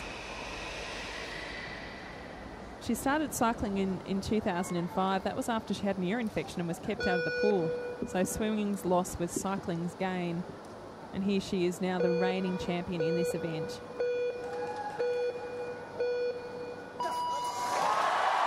She's racing against Jennifer Schubel from the United States, who was the silver medalist at the Beijing 2008 Games in this event, and she won gold in the 500-metre time trial in Beijing. So Jennifer Schubel, I mean, there's every chance that these two could go 1 and 2 and then be racing against each other again this afternoon. It'll be very interesting to see whether Sarah Story really wants to show everyone what she's capable of and stamp her authority early in the event, or whether she's going to ride a little conservatively. But already, check this out, Sarah Story dominating in first position. She had a great start. Jennifer Schubel, 3rd overall at this point. The crowd is just loving this race. And look, a lot of people will know who Jennifer Schubel is, even though she isn't a local athlete. But given that she's medalled at Paralympic Games before, and she's also featured heavily at the World Championships in Manchester. She's based at the University of Alabama at Tuscaloosa. She's also competed in triathlon, football, swimming and shooting, as well as running. So 2 very experienced athletes you can see on your screens here, but it is all about Sarah Story, who's, fair to say, showing everyone what she's made of and is very keen to compete well. Look at this. Look at this. She's going to lap Jennifer Schubel very early on in this race. We're only just at the halfway mark. Sarah Story, she's not even going to sit on her wheel. She's just straight around the outside on the bend, picks her line, and she's gone through. Really being lifted by the home crowd here, Sarah Story, an absolute darling, a real favourite. She's been everywhere in the media here in London, Sarah Story. She's such an experienced and successful athlete. You're not just track cycling, well, not just cycling in general, I should say, but swimming as well.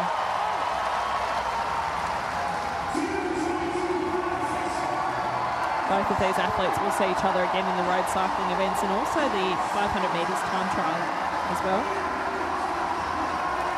But what a performance. This is incredible. Sarah Story showing everyone this is what she's here for. She's here to defend her title. She's here to take gold again.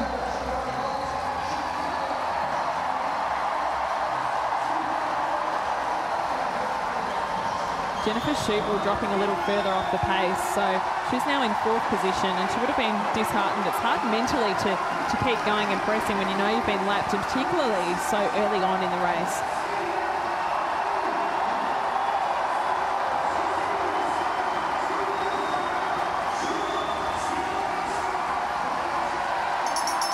So 1 lap to go for Sarah Story. The crowd is absolutely loving it. Let's see if they can lift her for that final lap.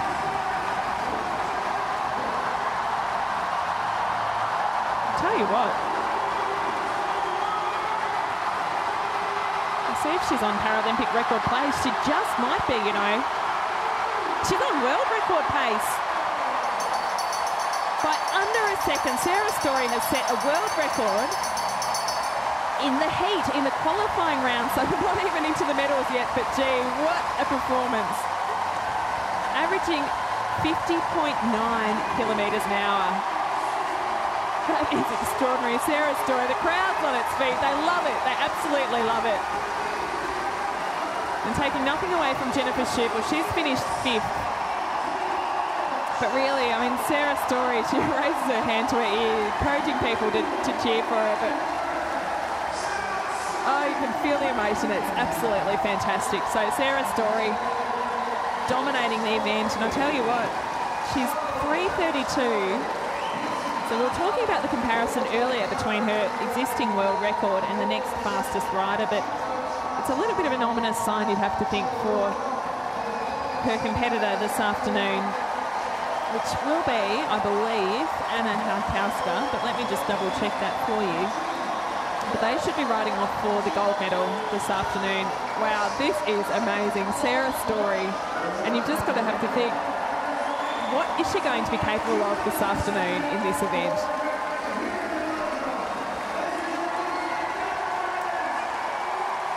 Savouring the moment. So she's guaranteed a medal. She'll want the gold, but she will be racing off the gold or silver this afternoon.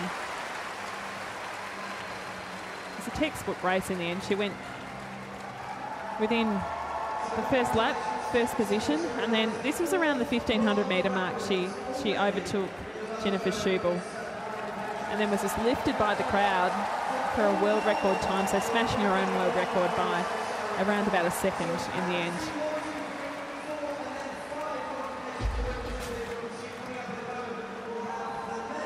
So we'll just wait for confirmation of the results to see who she'll be racing off against this afternoon. But yes, it is Anna Harkowska, and Fiona Southorn, she'll be racing off against Crystal Lane for the bronze medal later this afternoon. But as you can see, I mean, there's a huge difference there, 16 seconds between Story and Harkowska. So Harkowska's going to have to pull out something pretty special this afternoon. So we run through the rest of the field. Kelly Crowley, Neimanis, Ratchendorf, Tola and Schillig, rounding out the total of 10 riders. Now we've got the crowd. The crowd's doing a wave. So we're just a couple of minutes away from introducing the men as their first track event of these 2012 London Paralympic Games. But gee, what a session it's been so far. So here we have it, the confirmation. Crystal Lane and Fiona Southorn will go into the bronze medal final. That's this afternoon, shortly after 3:30 local time.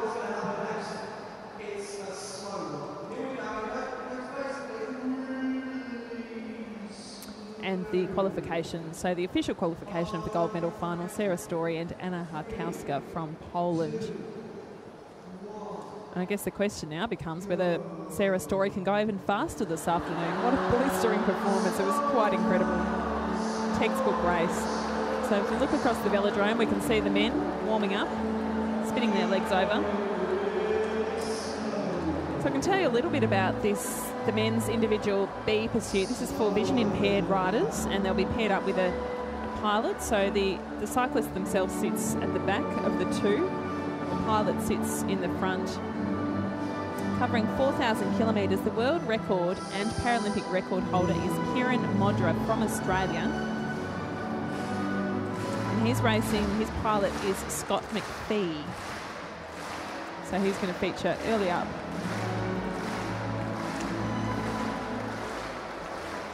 Total of 8 riders and their pilots over this 4,000 metre distance. And after this, I just want to let you know, so we're going to go through this qualifying round for the B pursuit. The final will also be this afternoon. Then there'll be a short break from track cycling, and then we'll have the men's individual C1, 2 and 3 1 kilometre time trial, the kilo event. And that'll be a big one this afternoon. 28 riders in that, but here we go. Going through the heat list here, or the start list I should say. So the qualification round.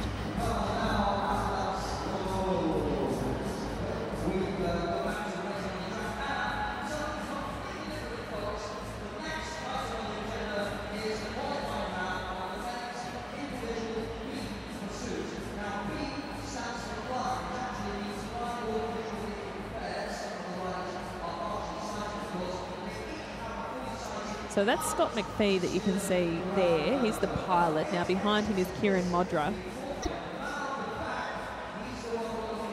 But they clearly have proven that, setting a world record. But now it's going to be up to Kieran Modra to defend his Paralympic Championship title from Beijing 2008. Interesting, Modra competed in the 1988 Paralympic Games in athletics. In the javelin, as a javelin thrower, and swimming in the 1992 edition in Barcelona.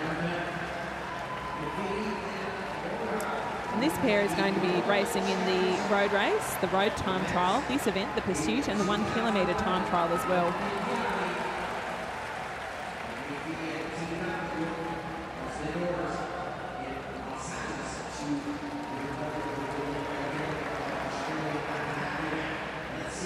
Modra works as a teacher's aide, and he's based in Adelaide in South Australia. Kilkenny Cycling Club is his local club, so a big shout out to anyone from Adelaide who's watching us online to cheer on Kieran Modra.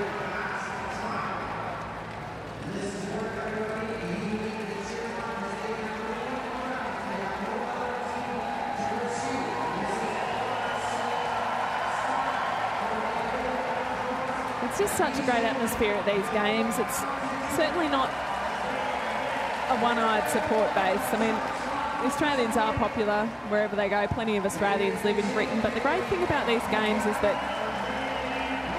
the crowd has been so inclusive of all athletes from all different countries. And even if their own athlete isn't racing at a particular time, still very generous with their praise and applause. So I'll just let you know the world record that Kieran Modra set with Scott McPhee in Italy in March last year was 4:17.780. The Paralympic record 4:18.166. That was set in Beijing on the 7th of September 2008. So we are on day one of competition here. And so given these two are the first, or this pair is the first pair to ride, it's difficult to know how they're going to compare to the rest of the field. What we will know is how they compare to their own record that they set last year. Kieran Modra works as a teacher's aide. He made his international debut for cycling in 1995. He's a good time trialist as well. He also won this event at the World Championships last year. He's got 2 bronze medals in the backstroke. That was way back in 1992, so the longevity of Kieran Modra's career is quite extraordinary.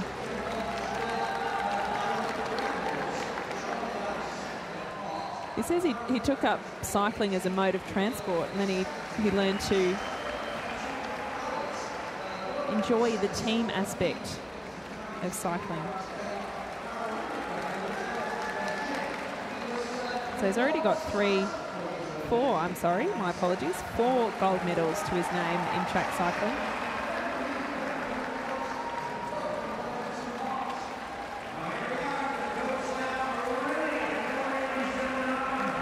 Last year he was the South Australian Sports Institute Athlete with a Disability of the Year. That was in 2011. In 2004, he was the Australian Male Paralympian of the Year.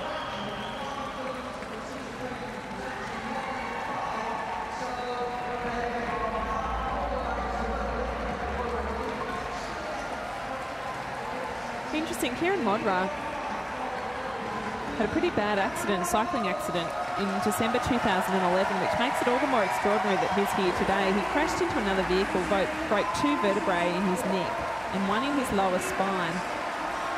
And I can quote Kieran Modra here. He knew he was in pretty bad shape. He knew his chances were slim of getting to London, but he didn't give up. And here he is with Scott McPhee. So we'll know quite soon how their form is, given that he'd suffered. I'll tell you what, his form's pretty good. They're not going to be too far off the world record pace in the end. 4:17. Oh, 4:18.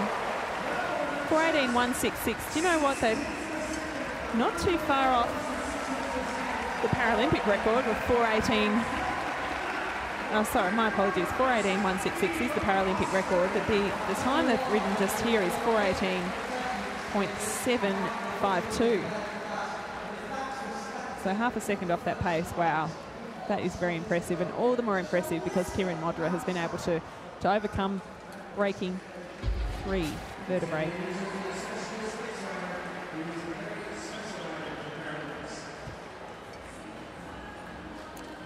So now it's a matter of seeing what everyone else is capable of to see who's going to be in medal contention later this afternoon. But Kieran Modra, so that accident that he had was less than 12 months ago, and here he is back competing in London at the Paralympic Games, and not just competing, he's just barely off his world record pace and his Paralympic record pace for that matter. So it'll be interesting to see what they can do later today. So next we have Argentinian rider Alberto Lujan Nat Kemper.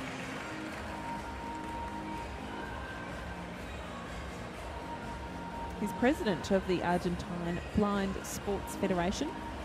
He's also going to be competing in the road events here, the road race, the road time trial. And here on the track he's competing in the sprint, and this pursuit of course, and the men's individual B 1 kilometre time trial. So as I mentioned earlier, many of these athletes have got a very, very packed program, a lot of them crossing over from track cycling to road cycling.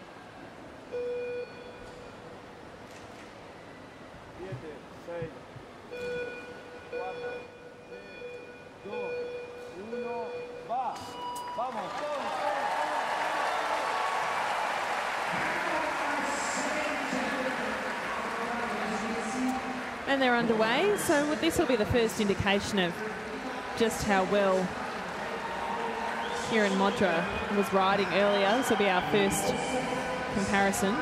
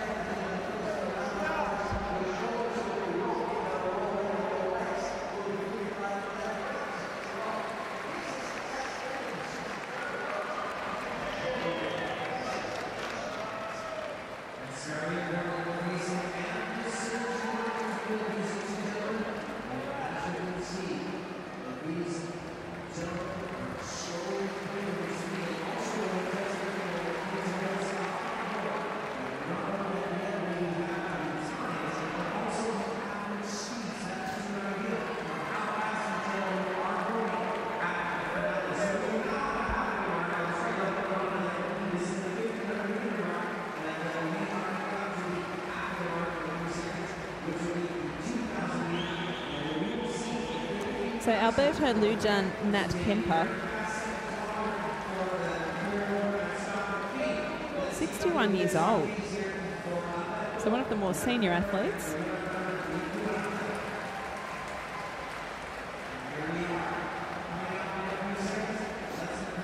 His pilot is Jonathan Iterat. As we round out the 2,000 metre mark, so 4,000 metres is his race distance compared to the women who raced over 3,000 metres.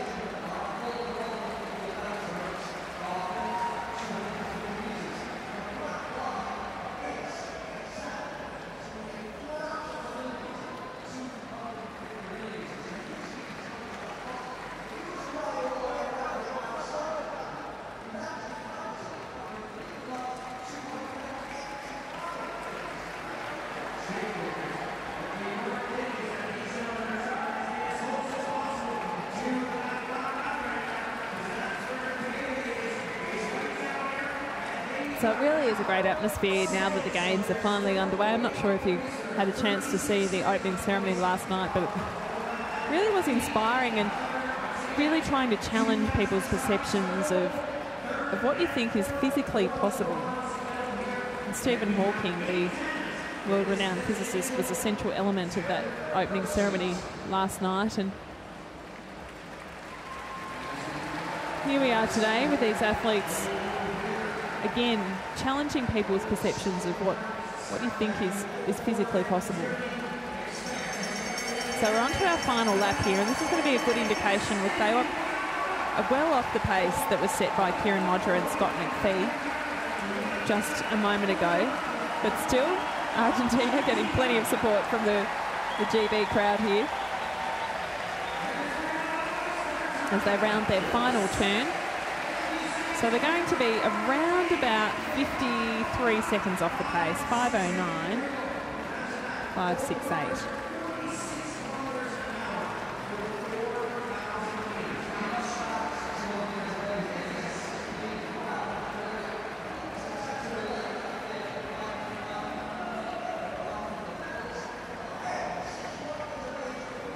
So Alberto Lujan Nat Kemper, one of the more senior athletes in this competition here. So Clark Ratchfell from the United States is our next athlete. His pilot is David Swanson.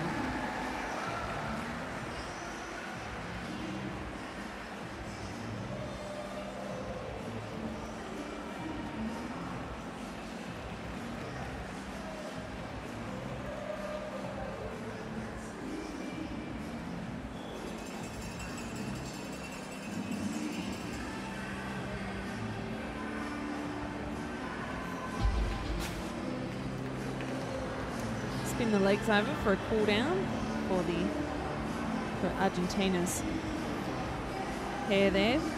But our next athlete, Clark Ratchfell from the United States. He's from the Annapolis Bicycle Racing Team. Started training in 2004 when he participated in the US Association of Blind Athletes Learning to Race Development Camp. That was at the US Olympic Training Center in Colorado Springs. And he has competed in a couple of world championships. In the 4-kilometre pursuit in 2009 in Great Britain, he won the gold medal. And at Roskilde in Denmark in 2011, he Came third in the individual B category time trial.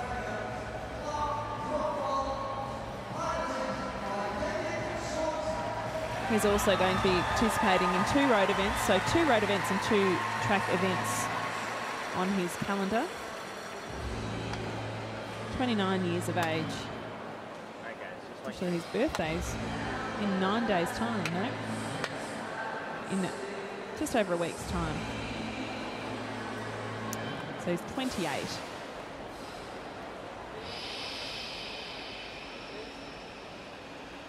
Last bit of communication before they tuck themselves into position. Ready?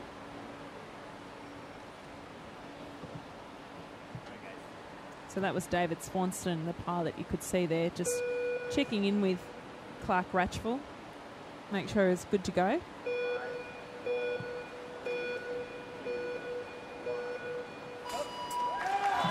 Smooth start, clean start, and they're away.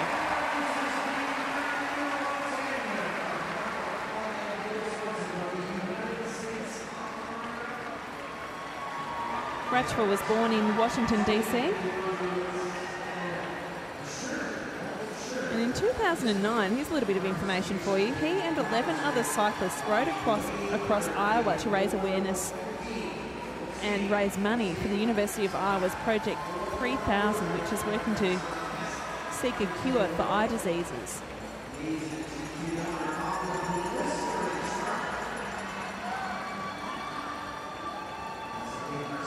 Clark has a congenital condition, which means he's been losing his eyesight since childhood. His coach is Craig Griffin. As I mentioned, he races with the Annapolis bicycle racing team. He went to Towson University in the United States.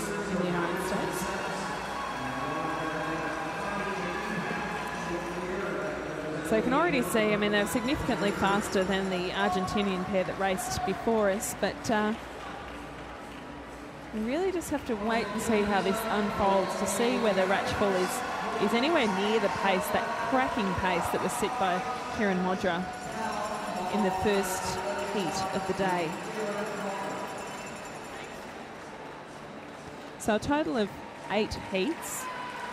This is number 3. And after this, we do have a slight break in the proceedings. Before, at 2 o'clock local time, we have the men's C1, 2 and 3 1 kilometre time trial, of which there are 28 starters. But we will whip through that pretty quickly. 1 kilometre is just 4 laps of this beautiful velodrome that we have here.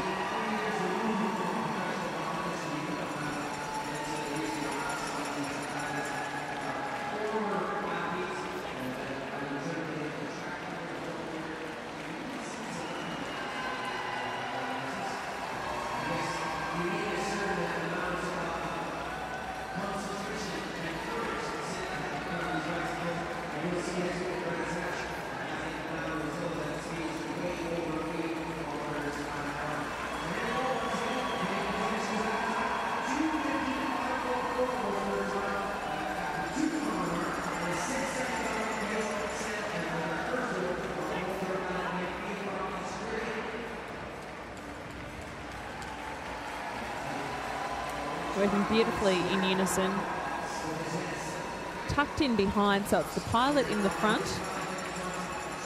leading the way for these visually impaired cyclists.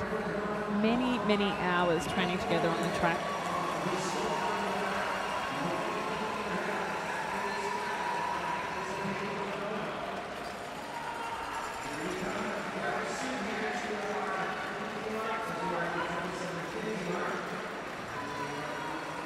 So not surprisingly, these Ratchful and Swanson are faster than the Argentine pair that raced just before. But really what we want to see is how competitive they are with Modra's time that was set in the first heat.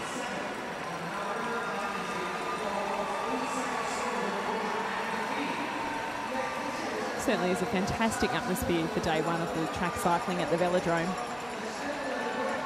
Absolutely packed. You can't get a ticket to go to the cycling now.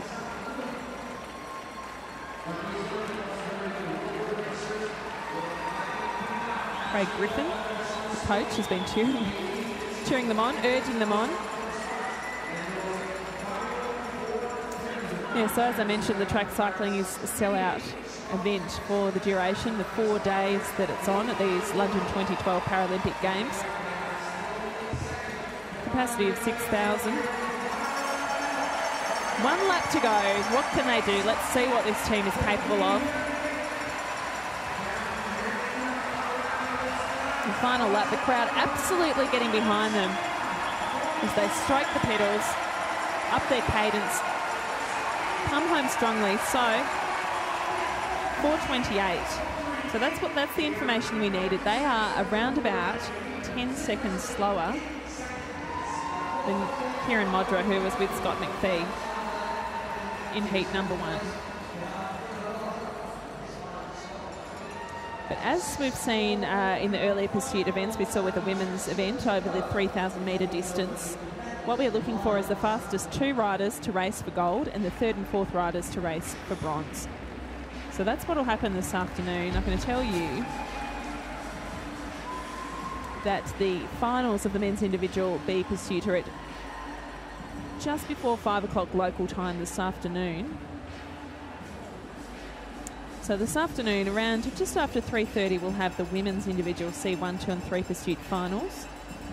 So there'll be 2 races, the race off for gold, the race off for bronze. Then we'll have slightly after 4 o'clock, so 4:05, the final of the women's individual C4 pursuit.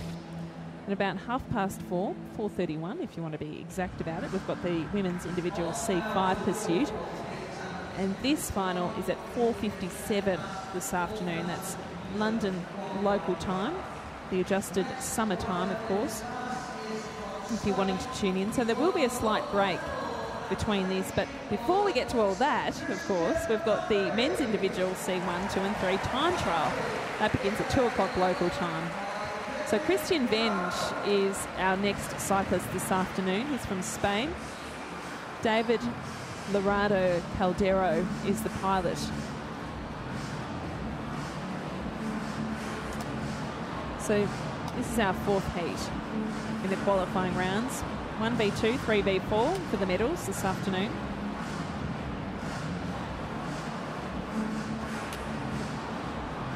Christian Venge,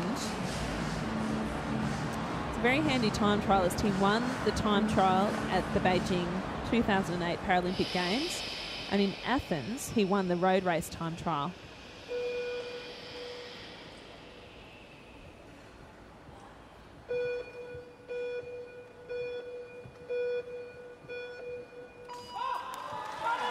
So this, of course, is the pursuit event, which is over 4,000 kilometres, but the men's track time trial will be over 1,000 metres, or 1 kilometre, the kilo, as we call it, and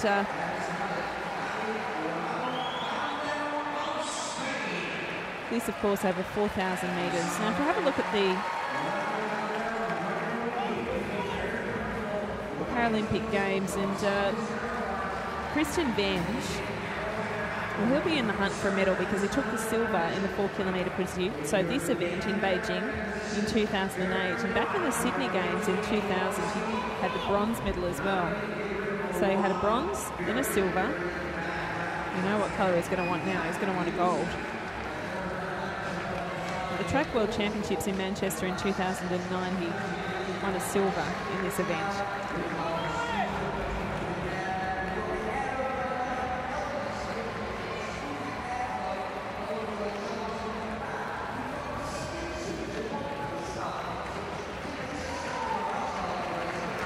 So what we want to see is how they're pacing at this point. So 3rd position, but it's early stages yet.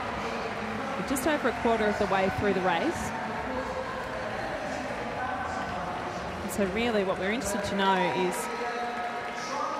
just how far off that top pace, that blistering time set by Kieran Modra in his pilot Scott McPhee, which was set in the 1st heat of this morning.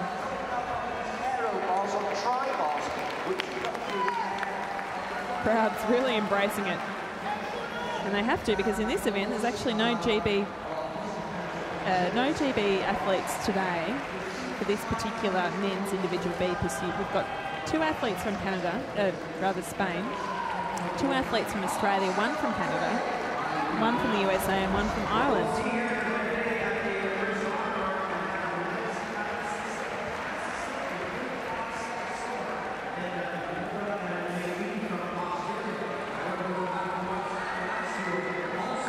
you're enjoying the coverage of the best of the Paralympic Games wherever you may be right around the world, watching overseas or even locally here in the UK, because of course one can't actually get into this velodrome. The tickets are all sold out. But gee, what a day.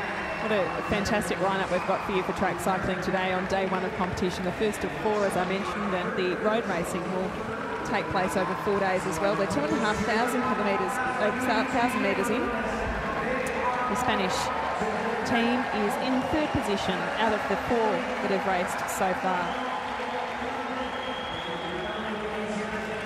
And the next heat is featuring a Spanish rider as well.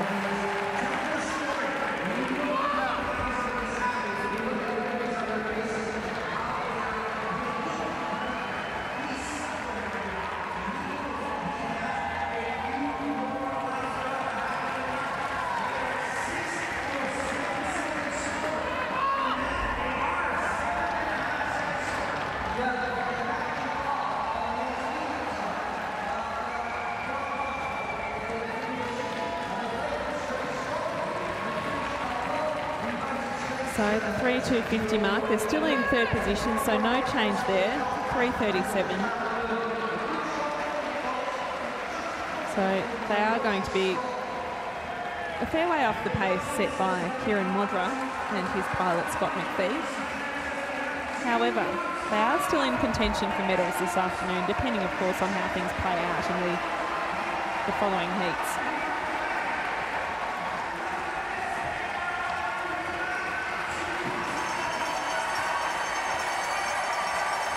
Final lap as the bell sounds. Look, the other notable riders in this event are James Brown from Ireland and Daniel Chalafour from Canada. And the next Spanish rider, who I'll introduce you to in just a moment, tell you a bit about him. But for now, look, they have had a blistering final lap to finish 4:27. So just hit Clark Ratchfeld and come in 2nd position overall. So that's after 4 heats so far. So Christian Vent, what an amazing finish. That was a really strong final lap. So they were sitting in 3rd for most of that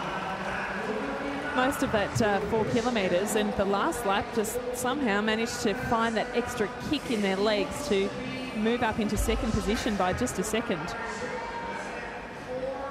Now they'll have to sit back and wait, because some of the best riders are yet to come.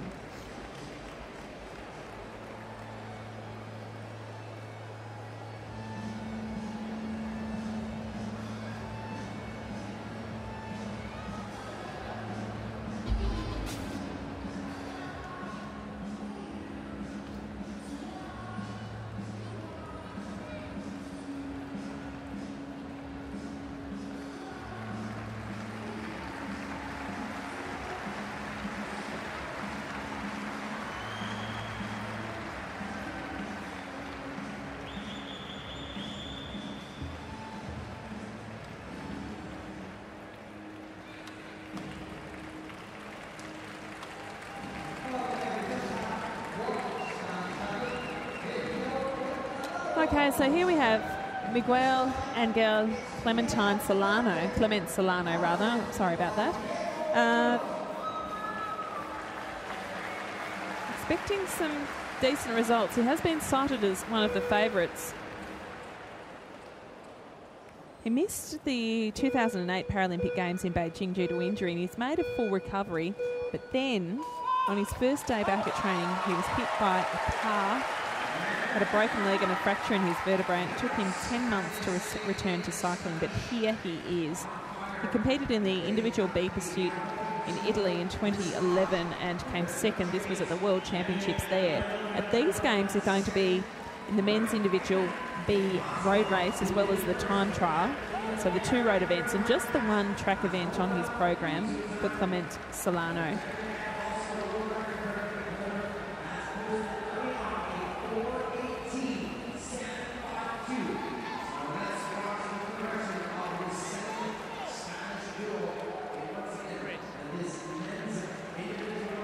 He started cycling back in 1998 when he was 27 years of age. He initially played football and basketball, but then switched to cycling.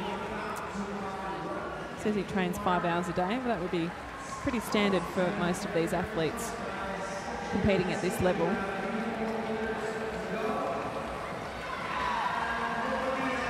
The pilot for Clement Solano is Diogo Javier Munoz.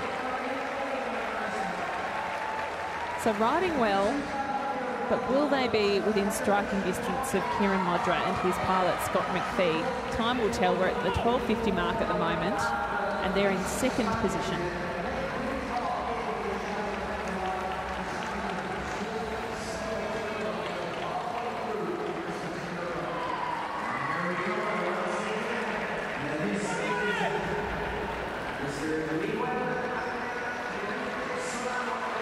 So this is heat 5 of 8, with a quality field still yet to come. We've still got a Canadian rider, the Irish rider James Brown. We're expecting big things from him, and Bryce Lindoras from Australia.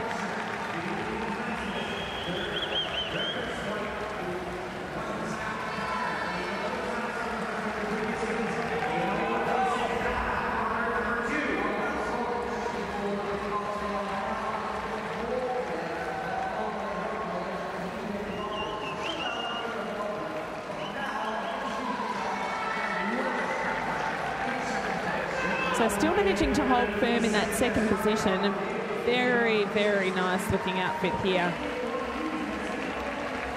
Clement Solano and Munoz. But really we just want to know if they can be within range of the pace that was set by Kieran Modra, who's been 9 seconds ahead of anyone else at this point. Christian Benj, of course, was so impressive in that last heat. Just had a quite incredible final lap.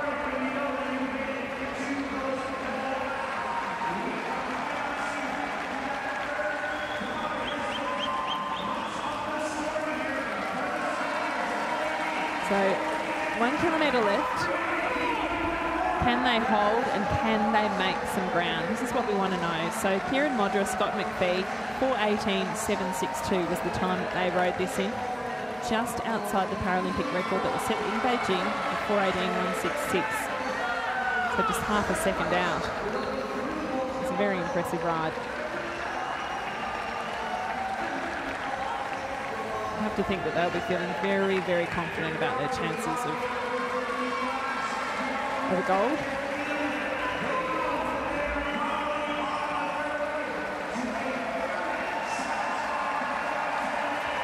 You can see both riders working so hard, the grimace on their faces. Okay, so 1 lap to go. Here's the business end of proceedings. Let's see. See what they can do. 4:18 is the mark. It looks as though they should easily come in second, but by how much? That is the question. 4:24.539. So about 3 seconds ahead of their Spanish compatriots, Christian Benj and David Lorado Caldero.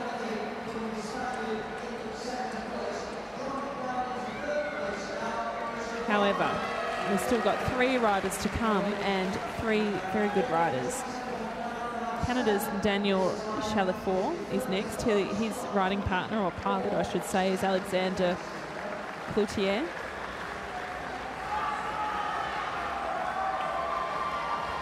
But that was a good performance. That was a great performance from Clement Solano.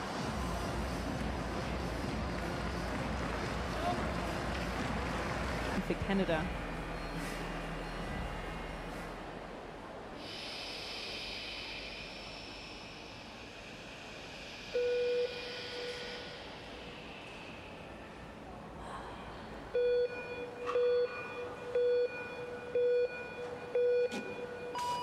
And they're away cleanly. You can see the maple leaves on their booties there. So at the Track Cycling World Championships in LA earlier this year, third, so the bronze medal in the individual B pursuit, and third in the sprint in 2009 in Manchester. Handy time trialist as well, the third in the time trial in 2009 in Italy.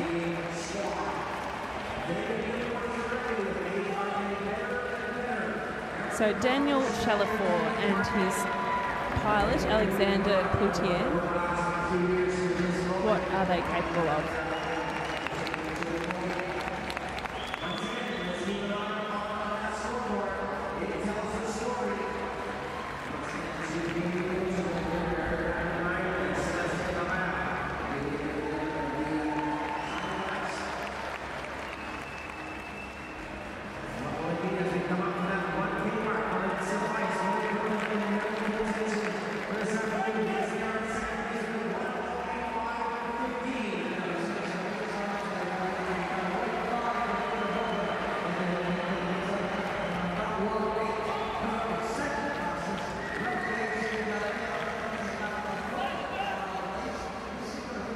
So, setting a cracking pace, this Canadian pair.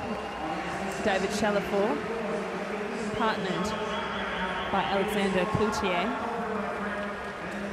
So they actually might give the Australian pair a run for their money.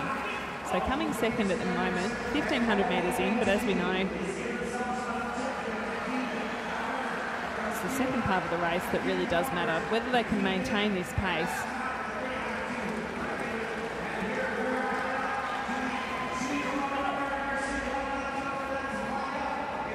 So this is heat number 6 of 8. And at the moment, here in Modra, the first heat of the day has just been so inspiring for this crowd, so dominant. And looking very much to defend his Paralympic gold from Beijing.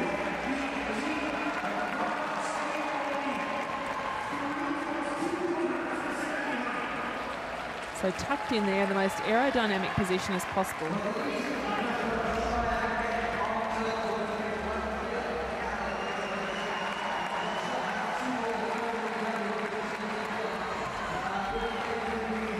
Will also compete in the men's individual B 1 kilometre time trial.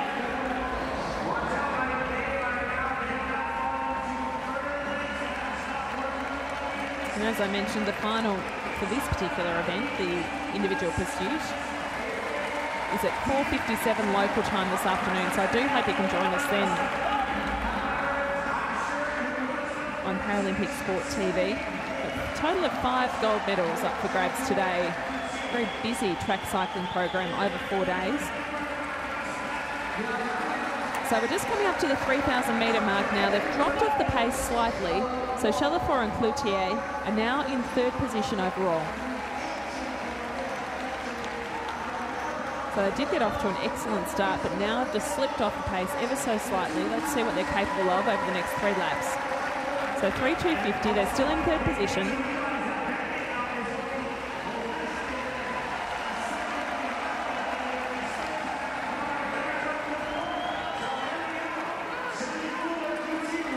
Two laps to go.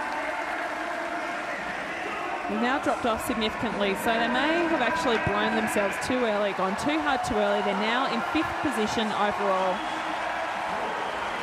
So slipping off the pace. Can the crowd get behind them just for this last lap to see if they can make up some time that they've lost? David Chalafour. His pilot Cloutier that you can see in the front, so less than a lap to go. The crowd's driving them home. 5th position, so 4:28, 6:48.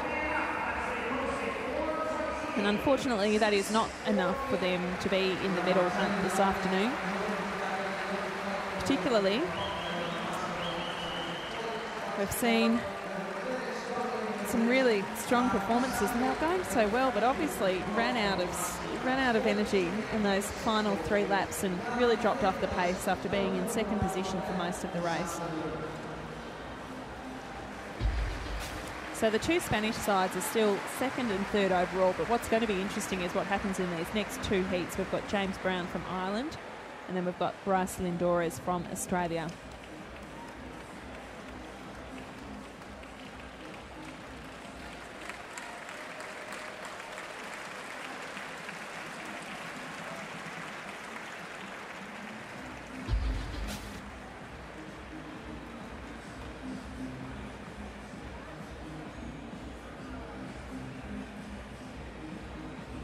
So James Brown, whose pilot is Damien Shaw. James Brown is 47 years of age. Coached by Brian Nugent. He's got a wife and 2 children, Alice and Pete. He spent 8 years on the GB athletics team, during which he won double gold at the 1984 Summer Games in New York. And he also spent 16 years on the British winter sports teams, competing in the cross-country skiing, and he won 3 bronze medals at the 1986 World Winter Games in Sweden. And they absolutely love it. A very, very warm welcome for James Brown. Nice to see that their bike is in country colours as well. Pretty bright Kermit the Frog green there. Just see that expelling of breath by Damien Shaw. You've got to remember that these pilots as well are under an immense amount of pressure and will feel that weight of responsibility for their cyclists as they guide them around the track. So James Brown, the 47-year-old from Ireland.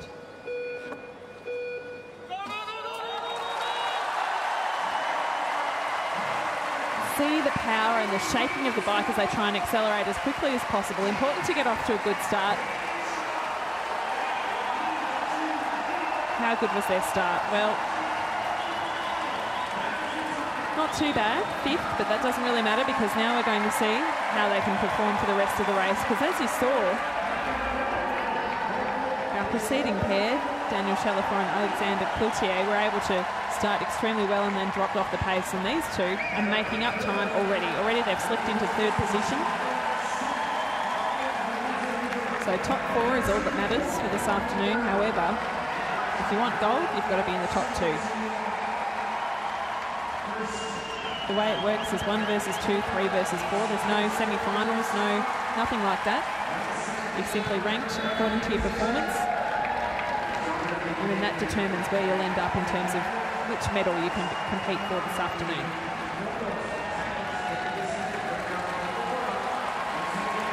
So settling into this race, finding a comfortable cadence, in 3rd position now.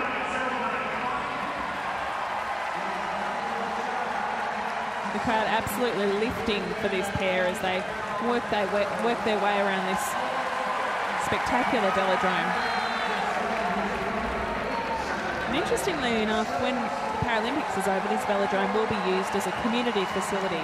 So there will be some modifications made, but it won't be disbanded. It will be a community facility, and you can just see that the enthusiasm for cycling will continue for many, many years after GB's fantastic performance at the Olympics, and hopefully for the home team, the home crowd, a great performance at the Paralympic Games as well.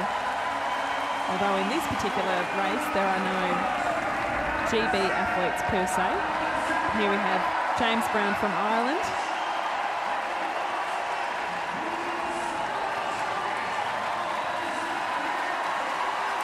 You can just tell that the lift the crowd gives these athletes. Coach Brian Nugent, saw him standing by the track just there. They probably can't hear a whole lot of what he's saying because it's so loud in the velodrome at the moment. 6,000 people absolutely screaming, and they're in 2nd position, so that was a particularly good lap. They were 3rd, moved into 2nd in the overall standings. It's exactly where they want to be. And then the question becomes, how much more time can they make up? Can they challenge Kieran Modra to finish at the top of the table?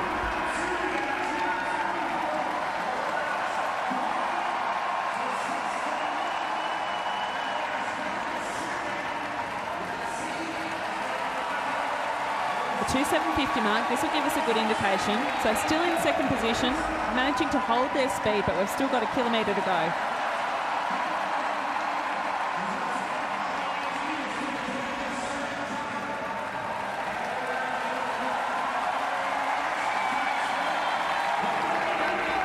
So you can see the Coach Nugent yelling at them, and he's got his little stopwatch. So he's basically telling them whether they're doing, what lap times they're doing, and at what point they need to accelerate even further. He'll be giving them an indication of how much more they need to push to stay up there in the middle contentions, but they really won't be able to hear a hell of a lot at the moment.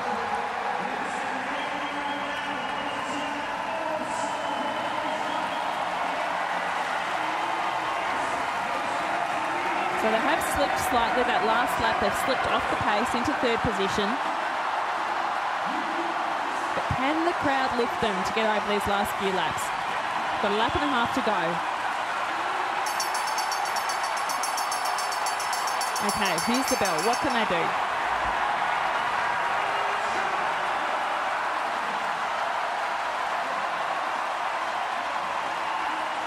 Still in third position, half a lap to go. Okay, pushing towards the finish line. 4:25.557, so that's in third position.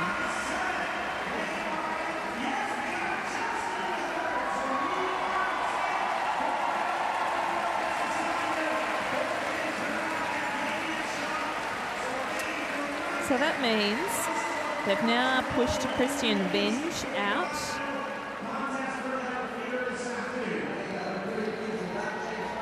So Kieran Modra still easily at the top of the table, followed by Clement Solano from Spain, James Brown in third.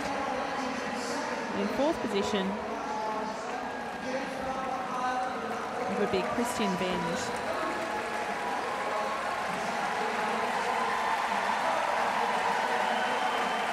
So Clark Ratchfall is now out in Canada. He's now out of the medal contention. So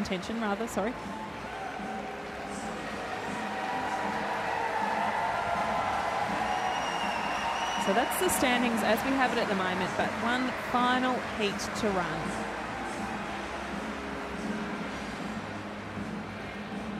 Bryce Lindores, the pilot is Sean Finning from Australia.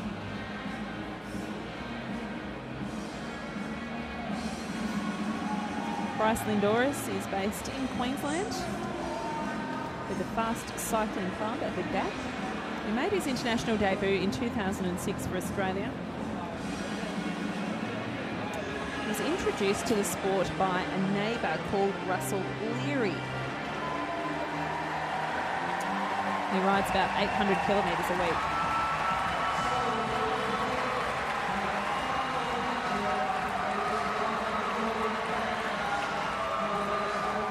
Interestingly, he won a bronze in this event in Beijing. However, his results have improved significantly, and he won the gold in this event at the LA World Championships earlier this year. And he won a bronze last year in this event. So can he peak at the right time for these Paralympic Games? So remember, Kieran Modra, his countryman, is the one to watch. He's been by far the fastest this morning, 4:18.762. The next fastest thus far has been Miguel Angel Clement Solano from Spain, followed by James Brown from Ireland.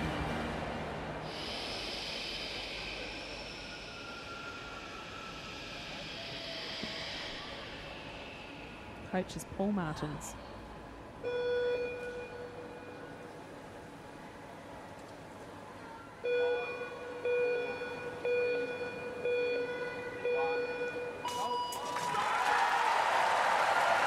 The crowd really getting behind Bryce Lindores and his pilot Sean Finning.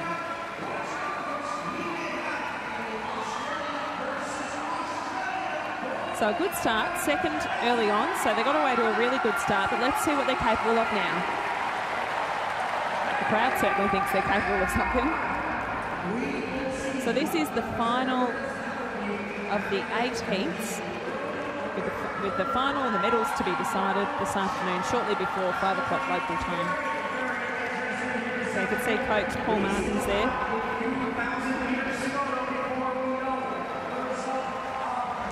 So not long now until we know the overall standings, how things are going to pan out and who will be racing for what this afternoon. Day one of 4 days of track cycling at the London 2012 Paralympic Games.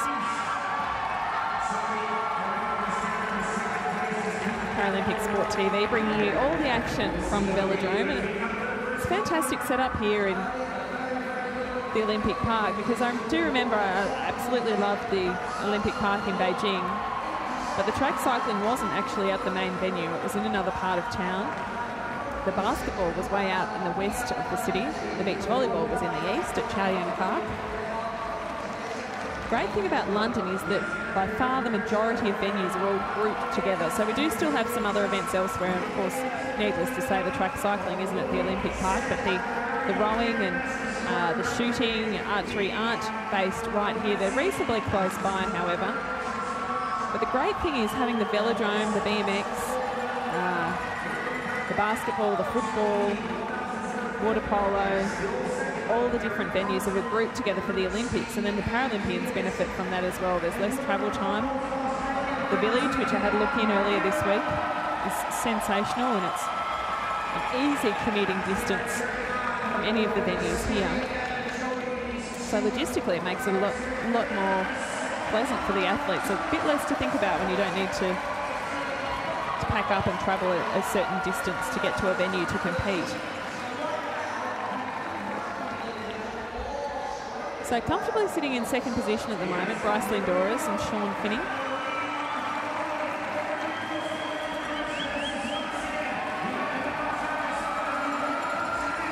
As I mentioned, a number of these athletes doubling up for the track, the road cycling as well. So in total, there's 8 days of cycling events, 4 for track, 4 for the road.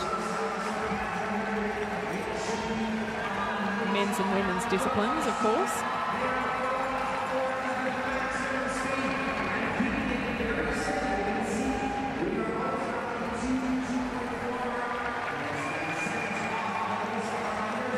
Cycling competition has a total of 18 medal events. So 5 of those today, which means we do have an extremely busy schedule.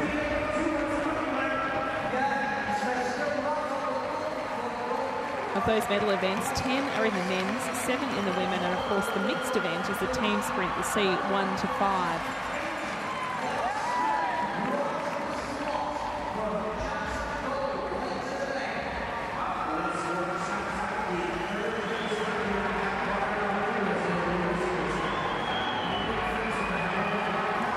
So Lindoris and Finning have dropped off the pace.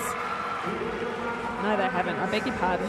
Looking at the wrong number. No, they're still on the pace. They're still second. But can they make up what they need to be serious challengers for Kieran Modra and his pilot Scott McPhee? We'll find out. 1 lap to go. Powering home. The crowd's getting behind this pair. Striking the pedals in unison. So 4:18 is the mark. They're not going to get there, but they're not going to be too far off it either. So 4:21.219, 4:21.219. Excellent. So that is less than 3 seconds off the pace set by Kieran Modra. So they're going to, the 2 Australian riders and their pilots are going to compete. There's a boxing kangaroo there. They're going to compete for the gold medal. So Australia guaranteed of gold and silver.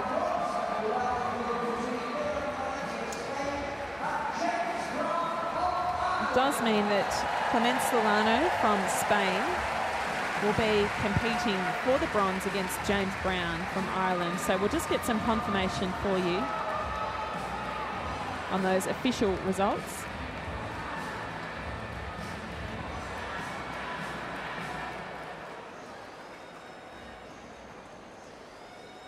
So if we just wait for those official results to come through.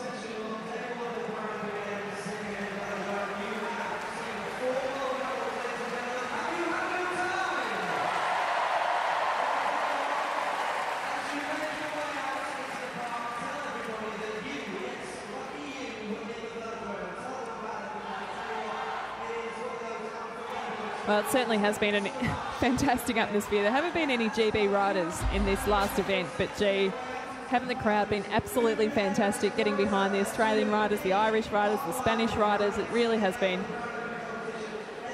a good atmosphere and a great one for competition. And we saw Kieran Modra and Scott McPhee come very, very close to breaking the Paralympic record, and not too far off world record pace either. So it'll be interesting to see what they can achieve this afternoon when they race against Bryce Lindores and his pilot Sean Finning. Miguel Angel Clement Solano, his pilot Diego Javier Munoz, will race against James Brown and his pilot Damien Shaw.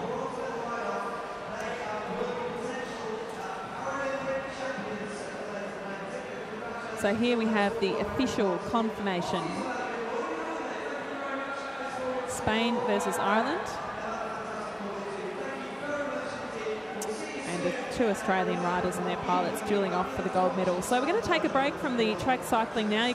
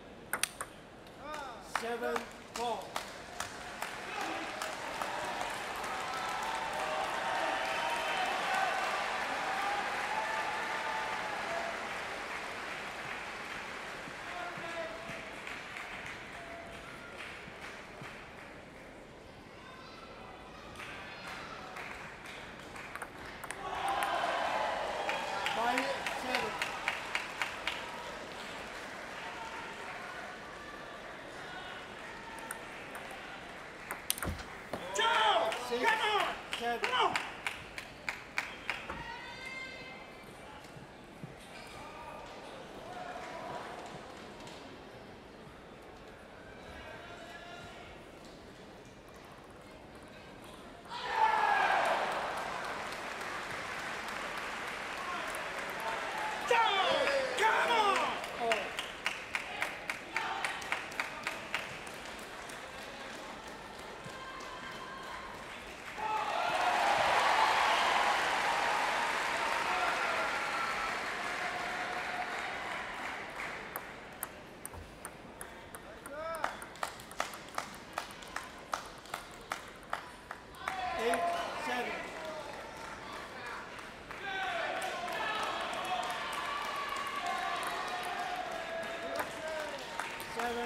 Come on!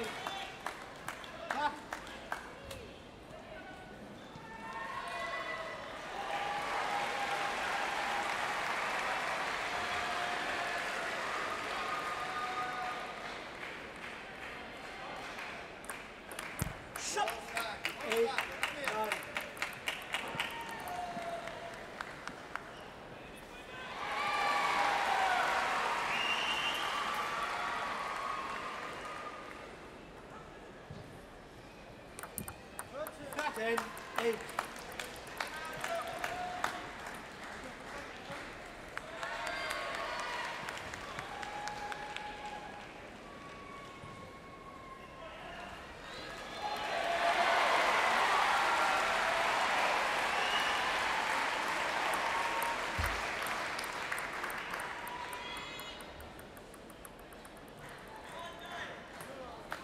Red, 10, 8.